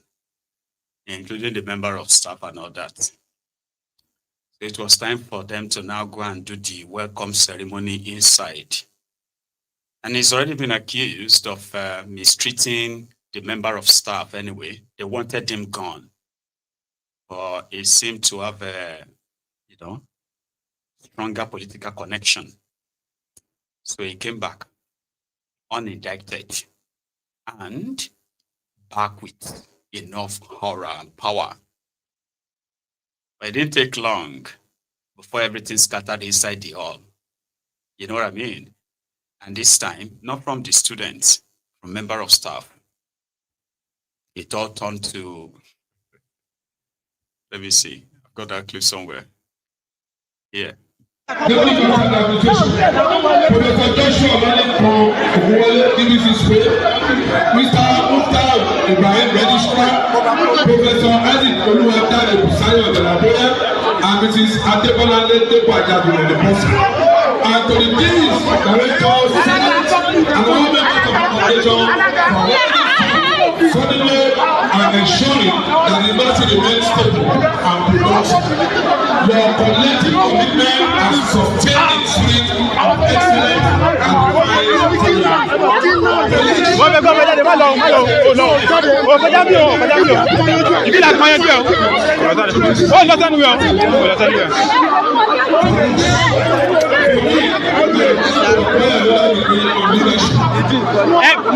Malo. Oga.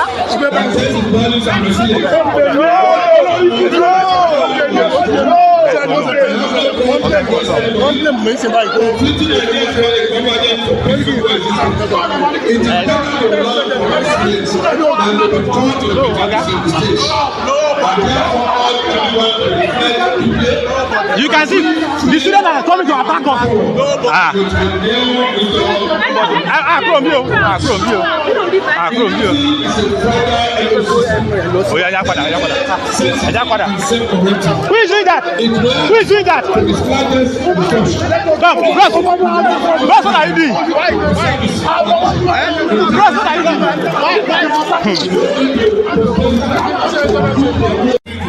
Another ongoing development. I will start now to hand over any unfinished project to my successor. This application was finished strong. I wish to appreciate our elders and stakeholders. I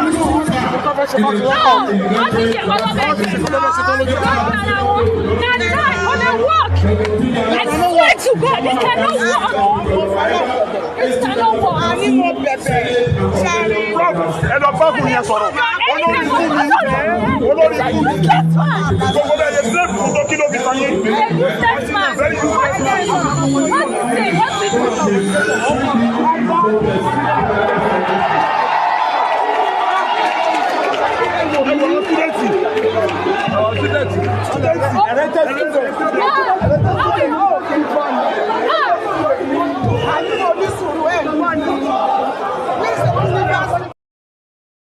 Well, I know too much.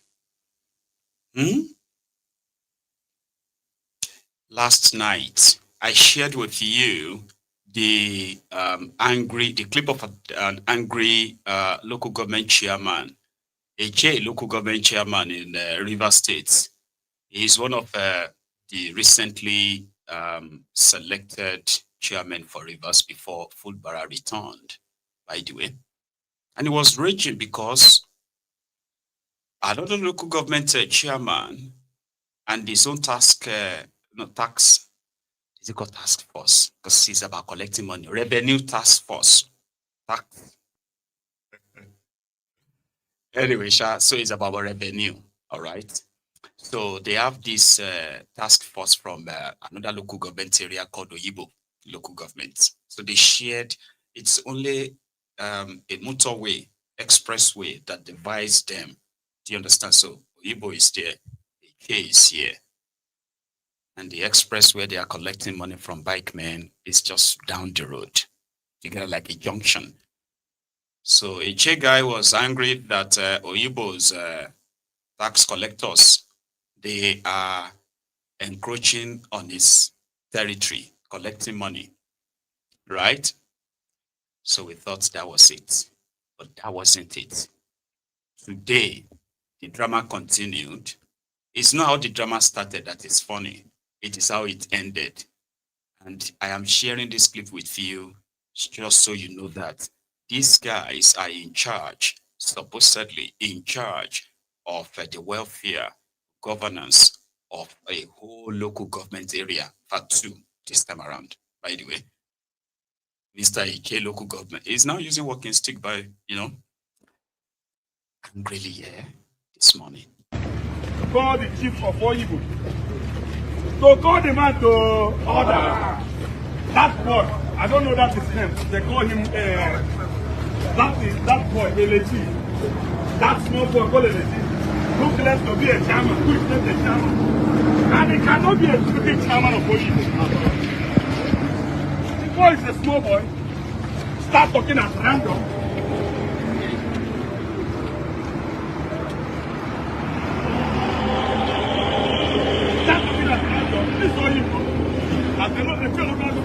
I hear, I come to see them, and there's no way. There's no way. Small boy talking to the whole local government chairman. Entire 19 was voted for me. One small boy said, I will not vote for Igbo. This is all Igbo. We are here already. And we are here.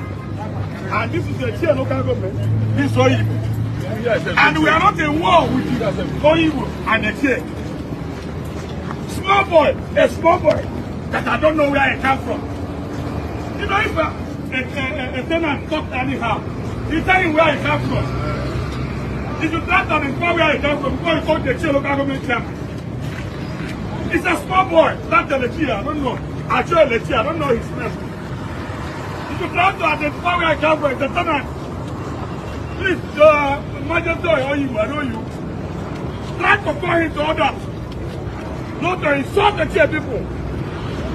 The office of the chair local government is too big for him. If he does it, he will see the trouble with he will see the trouble with he will see the trouble with he will see the trouble with If he does it, who is him? So look at the chair local government and say, who is him? Who is that small boy calling the chief? Who is him? A small boy come to claim to be over chairman. He's not the councillor. He's not the chairman of Oyibo. He claims to be a chairman of Oyibo. And he's not a chairman of Oyibo. He's a town, a tenant. The tenant is talking to a chair local government chairman. He's a madman. Right. The drama is from Rivers, of course. And I think they are both in Port Harcourt. Yeah, around Port Harcourt. The two local government areas are like around Port Harcourt, I think. Divided by that motorway. So he finally met the person he's talking about. And it's a different conversation again. Because of our time. Please listen. And before me here is my senior colleague, Oyibo local government chairman, a handsome gentleman. Two chairmen cannot be at the same time in one local government. Oh. We have come as a family, as a two executive chairman of these two local governments, yes, to put the record straight that Eche local government and Oyibo are not in dispute. Yes, so and we can never be a dispute. This man behind me or beside me is a local government, current executive local government of Oyibo local government. So whoever that is talking about is the chairman of this, no, I don't want to mention names. But let the record be straight that Oyibo and the Che, we have a common boundary. And we are not talking about boundary. Yes, yes. And we can never be in dispute with Oyibo local government. We have been a peaceful local government from time. And I want to reassure the public that we have agreed. It was misinformed by one, I don't know, what is that his name? One AK, Elechi Acho, which we are not. We can't be in dispute with the old people. What we said and what we are saying is this, that so-called baron that came from, I don't know, where is that place? Imo State. Should leave our local government.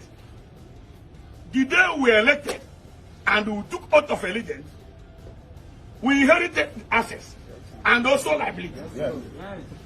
He did not come from a local, neither is he from Odibo. And we have a lot of Eche youth who can do that thing he knows better.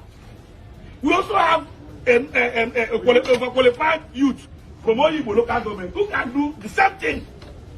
And the so-called baron and the Levi should go to their local government, go to their state, and leave River State alone. Leave River State alone.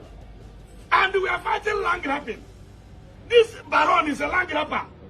Thank God he has been arrested this morning by Nigeria police. And I made pronouncement of 1 million for anybody who passed the useful information of arrest that will lead to arrest of that baron and Mr. Levi. I'll give them 1 million, and I'm going to give them 1 million right now. Right now.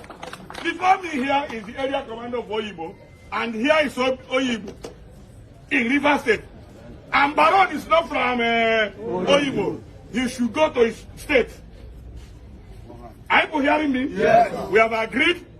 This Oyibo local government chairman is not Acho Elechi. Thank you and God bless you. Thank you very much. Oyibo mama no. Oyibo riano. Keleno. Bano. Eche mama no. Okay, we have just to put the record straight. The village high toward the chairman of Eche, Shema, Njoku said. Chief. Okay, Chief. Well,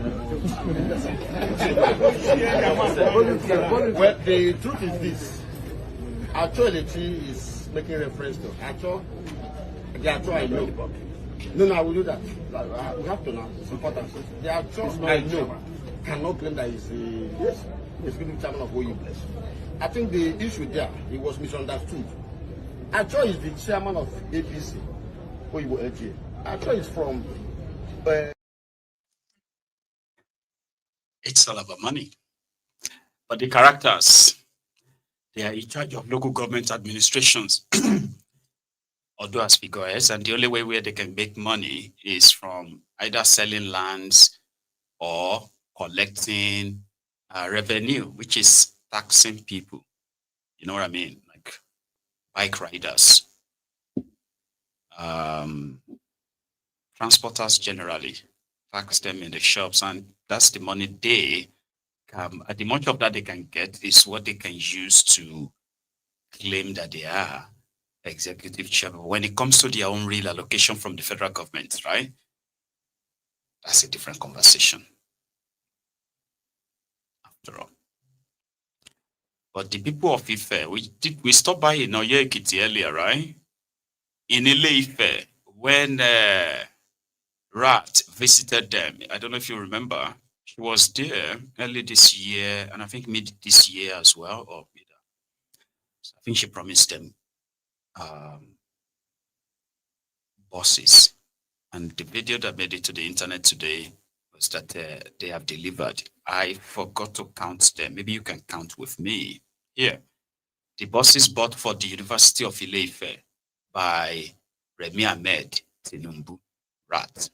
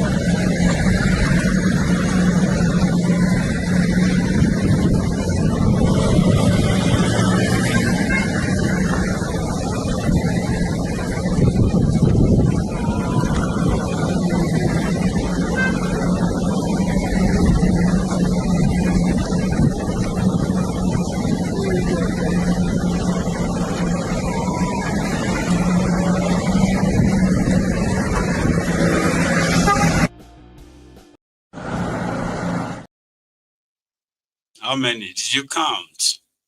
Well, I counted 22, right? So she bought them that probably to help their, what do you call it? To help their transportation problem.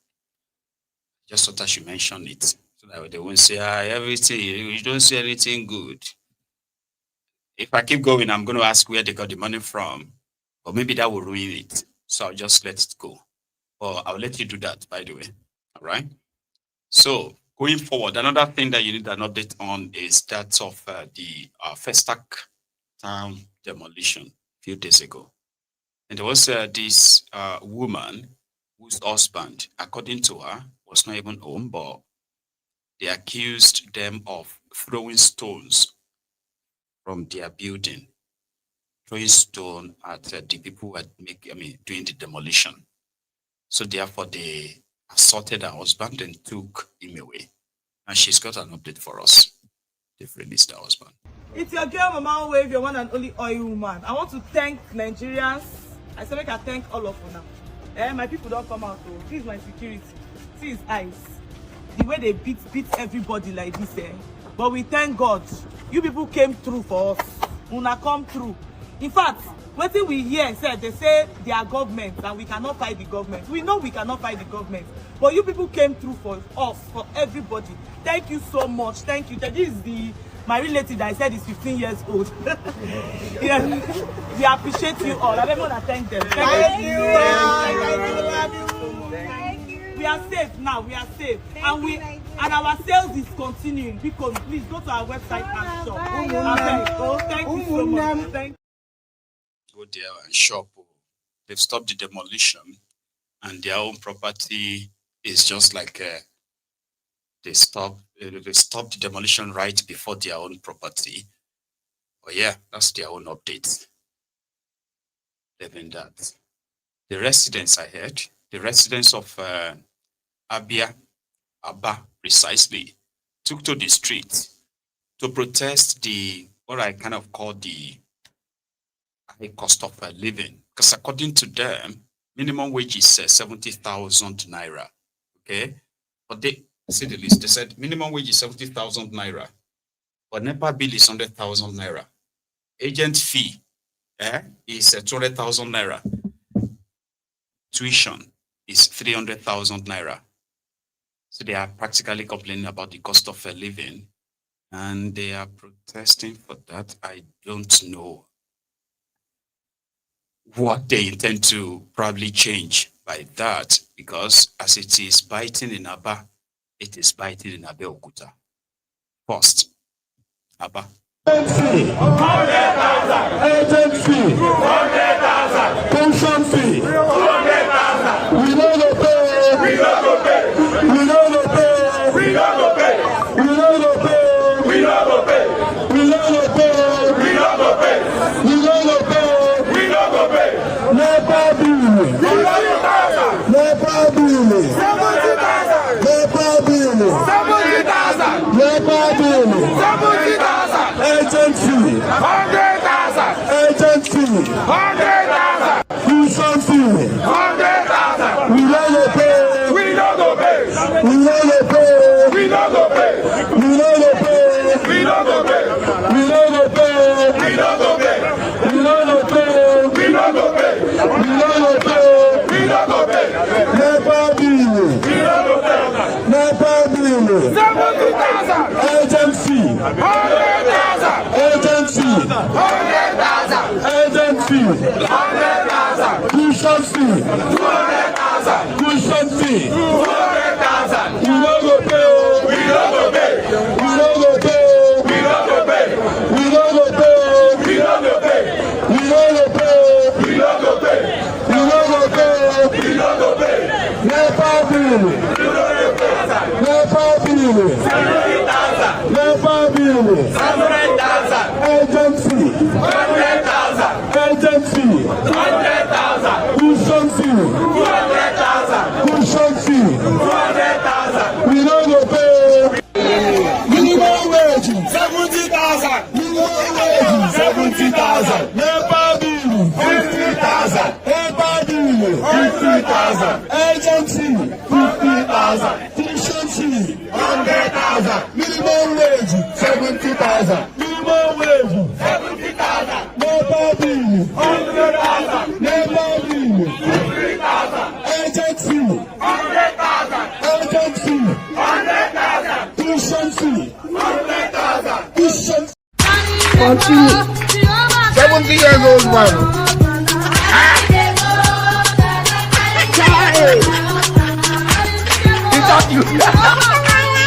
Jesus is Lord.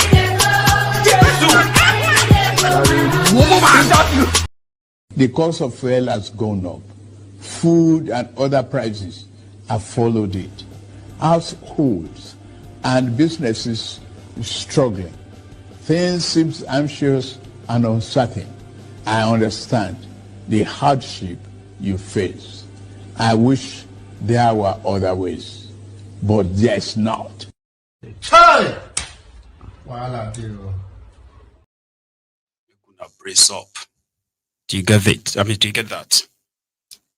Brace up. Okay, so it is not how far, but how well.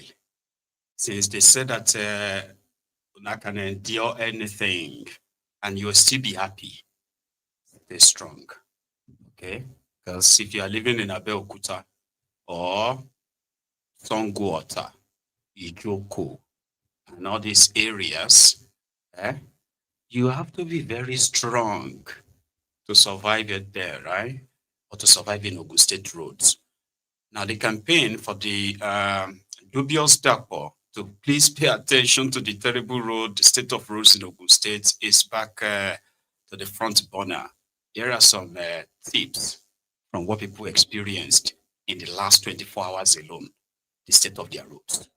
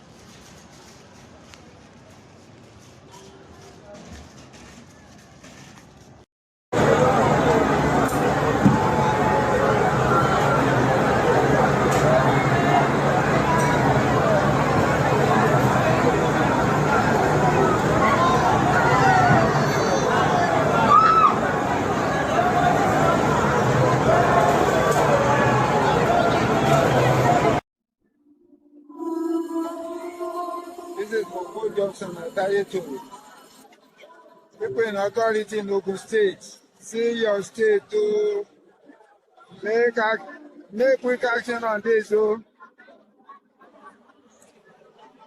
Ogun State, Governor, Deputy Governor, please help us out. We are suffering on this axis.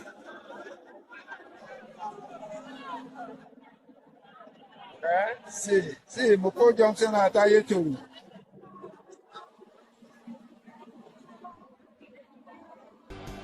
Is this part of Ogun State or Lagos State? Can never be Lagos State at all.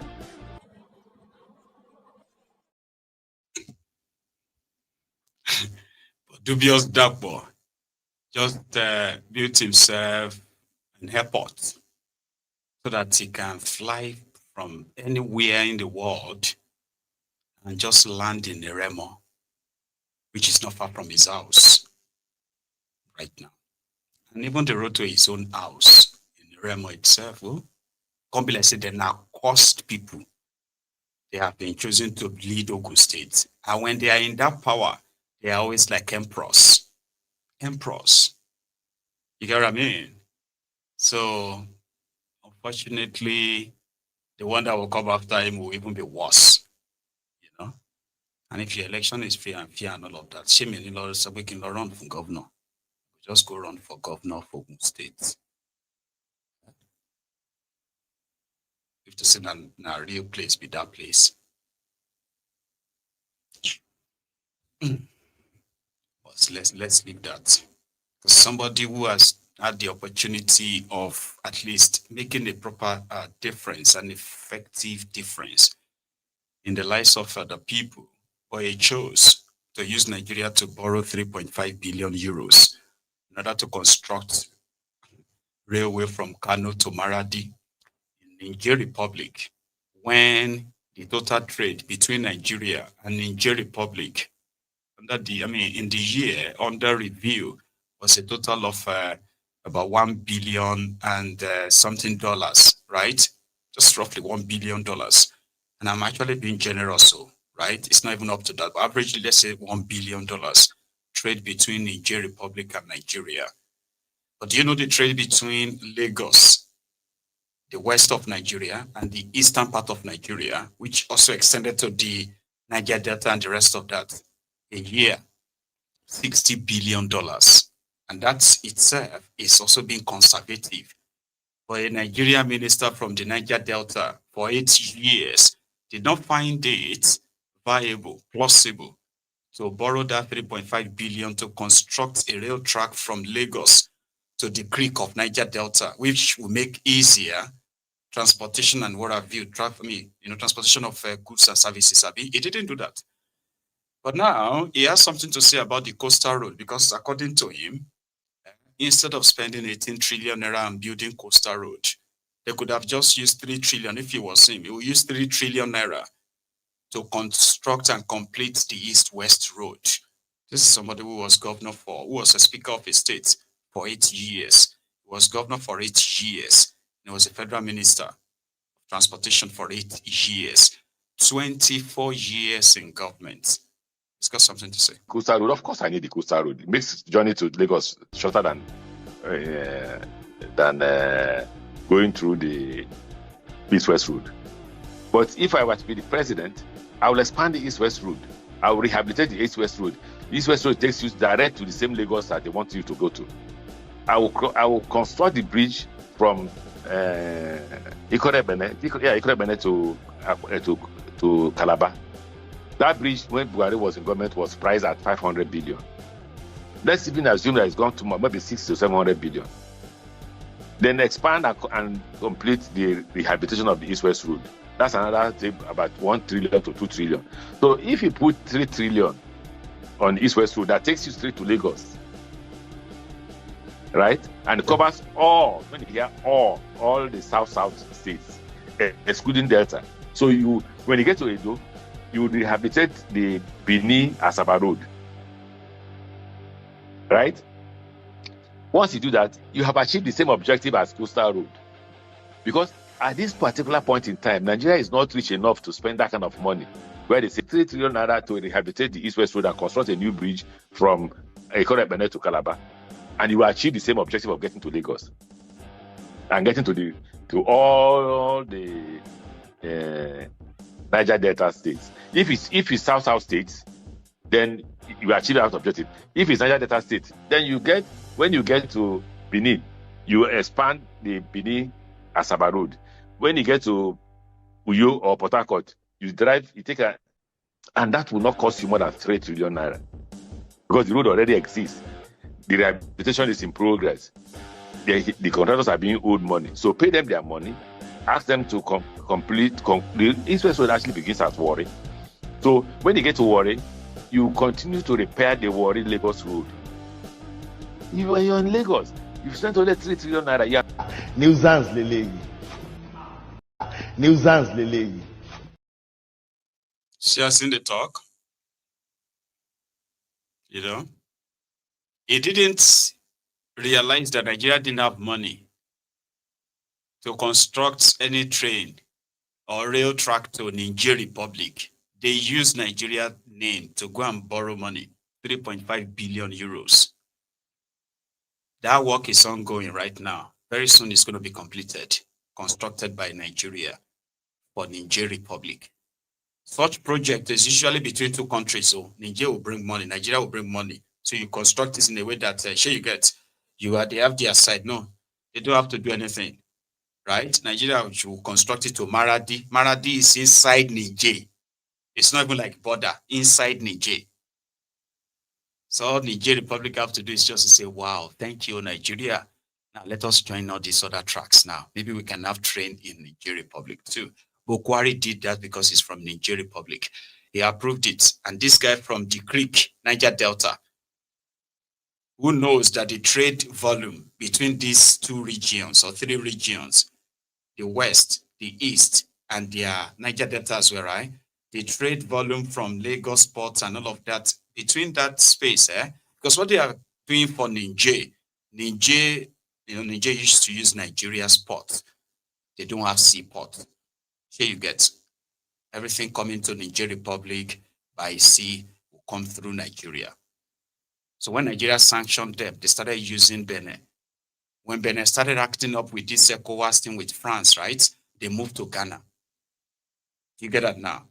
So the trade between Nigeria, I'll say, okay, they're clearing their stuff from Nigeria and all of that, It's not up to $1 billion a year, but Nigeria went on to borrow that. And the man who supervised that is talking about the road that is also the shortest route between his region and the West. Here you get, he's got an opinion.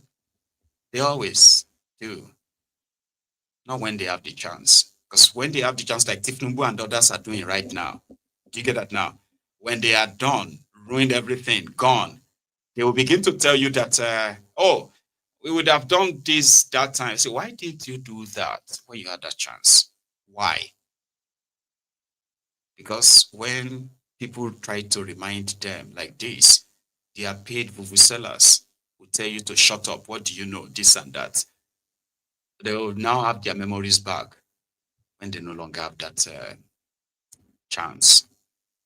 So they then start struggling again to get back in and say, okay, you know what? If we get back in now, we'll do what we said we'll do. No, they won't. That's what we're going to wrap it up at this evening. Thank you very much for your time, everyone. But please, the number of those of you who have paid your offerings is quite like low. So take a moment before you leave, all right? Like the broadcast. See the count, at least jump to somewhere more than what it is right now, okay? And share the broadcast as well. If you are not following Mayegun, maybe you should subscribe to set your notification. I'm going to see you another time. Enjoy the rest of your evening and good night.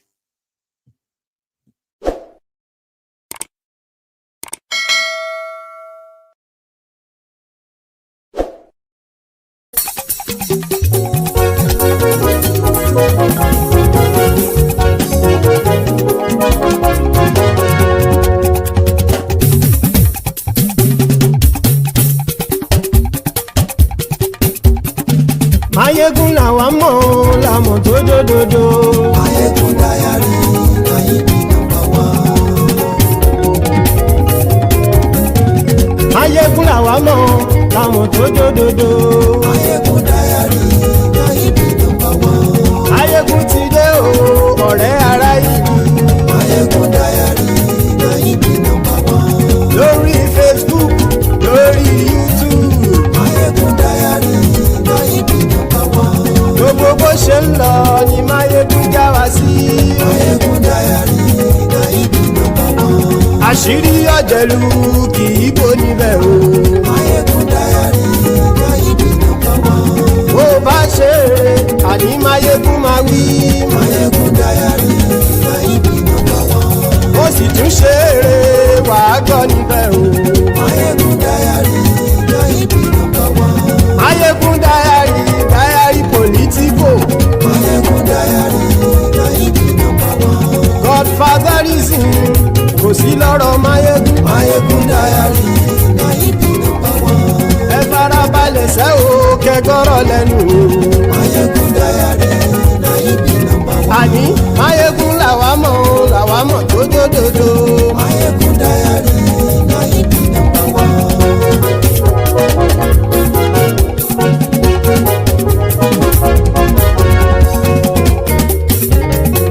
Àní ẹ̀sùn rákì. Mayegun ti dé. Mayegun ti dé. Ọ̀jẹ̀lú ẹ̀sùn rákì. Mayegun ti dé. Àní ẹ̀sùn rákì. Mayegun ti dé. Lórí Facebook. Mayegun ti dé. Àní ẹ̀sùn rákì. Mayegun ti dé. Lórí YouTube. Mayegun ti dé. Àní ẹ̀sùn rákì. Mayegun ti dé. Bọ́ba bá gbé wúrẹ́. Mayegun máa wí. Àní ẹ̀sùn rákì. Mayegun ti dé. Ijó ìgbádìyẹ. Mayegun máa wí. Àní ẹ̀sùn rákì. Mayegun ti dé. Pẹ̀sìdó bá rúfin o. Mayegun máa wí. Àní ẹ̀sùn rákì. Mayegun ti dé. Kí gómìnà kówó jẹ. Mayegun máa wí. Àní ẹ̀sùn rákì. Mayegun ti dé. Ọlọ́pàá ti ń gba rìbá. Mayegun máa wí. Àní ẹ̀sùn rákì. Mayegun ti dé. Aṣòfin tí ń rúfin o. Mayegun máa wí. Àní ẹ̀sùn rákì. Mayegun ti dé. Òpùrọ́ olóṣèlú. Mayegun máa wí. Àní ẹ̀sùn rákì. Mayegun ti dé. Ọ̀jẹ̀lú ẹ̀sùn rákì. Mayegun ti dé. Àní ẹ̀sùn rákì. Mayegun ti dé.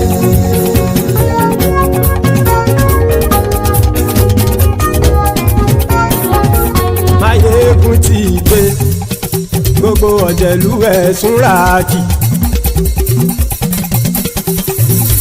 Máyégún ti dé gbogbo ọ̀jẹ̀lú ẹ̀sùn ràkì. Ṣùgbọ́n ní bá ti ṣe èyí tó yẹ kí wọ́n ṣe ọmọ bá dèrò ní fi wọ́n níran o. Máyégún ti dé gbogbo ọ̀jẹ̀lú ẹ̀sùn ràkì. Máyégún ti dé gbogbo ọ̀jẹ̀lú ẹ̀sùn ràkì.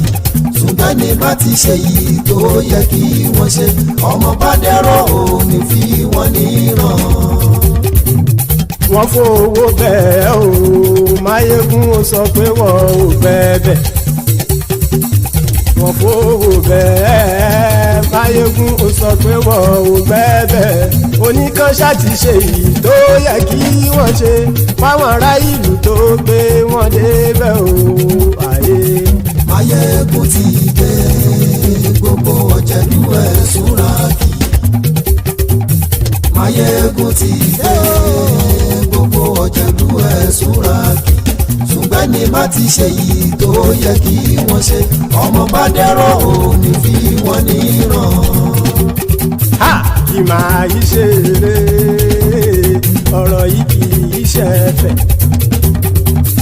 Kì máa yí ṣe eré ọ̀rọ̀ yìí kì í ṣe ẹ̀fẹ̀. Ẹni bá ti lè lẹ́bọ̀ lẹ́rù o ọmọ bá dèrò kàṣà ìtú wọn síta. Máyégún ti dé gbogbo ọ̀jẹ̀lú ẹ̀sùn ràkì. Máyégún ti dé gbogbo ọ̀jẹ̀lú ẹ̀sùn ràkì. Ṣùgbọ́n ní bá ti ṣe yìí tó yẹ kí wọ́n ṣe ọmọ bá dẹ́rọ̀ ò ní fi wọ́n níran. Tẹnitẹni ọmọ Máyégún ọ̀rẹ́ ara ìlú mọ̀mọ́ ni mo fọlọ́run ṣọ́ ẹ̀ bá kìlẹ́bù. Lóòótọ́ olódodo ìlú ọ̀tá ìlú mọ̀mọ́ ni ìwọ ṣá máa ń ṣọ́ra kò sì mọ́ bẹ̀rù. Bọ́tà ń lè rí bóníṣègùn lé káwọn mọ̀mọ́ fi ṣera wọn ni ó ti dẹrùn tí wọn ò gbọ́dọ̀ sè mọ́bẹ̀. Èèpo ọ̀gọ̀ lọmọ bá dérò tàjẹ́ ò gbọ́dọ̀ jẹ́ ó ti jọba lórí àbínú ẹni kò sì mọ́ bùyà.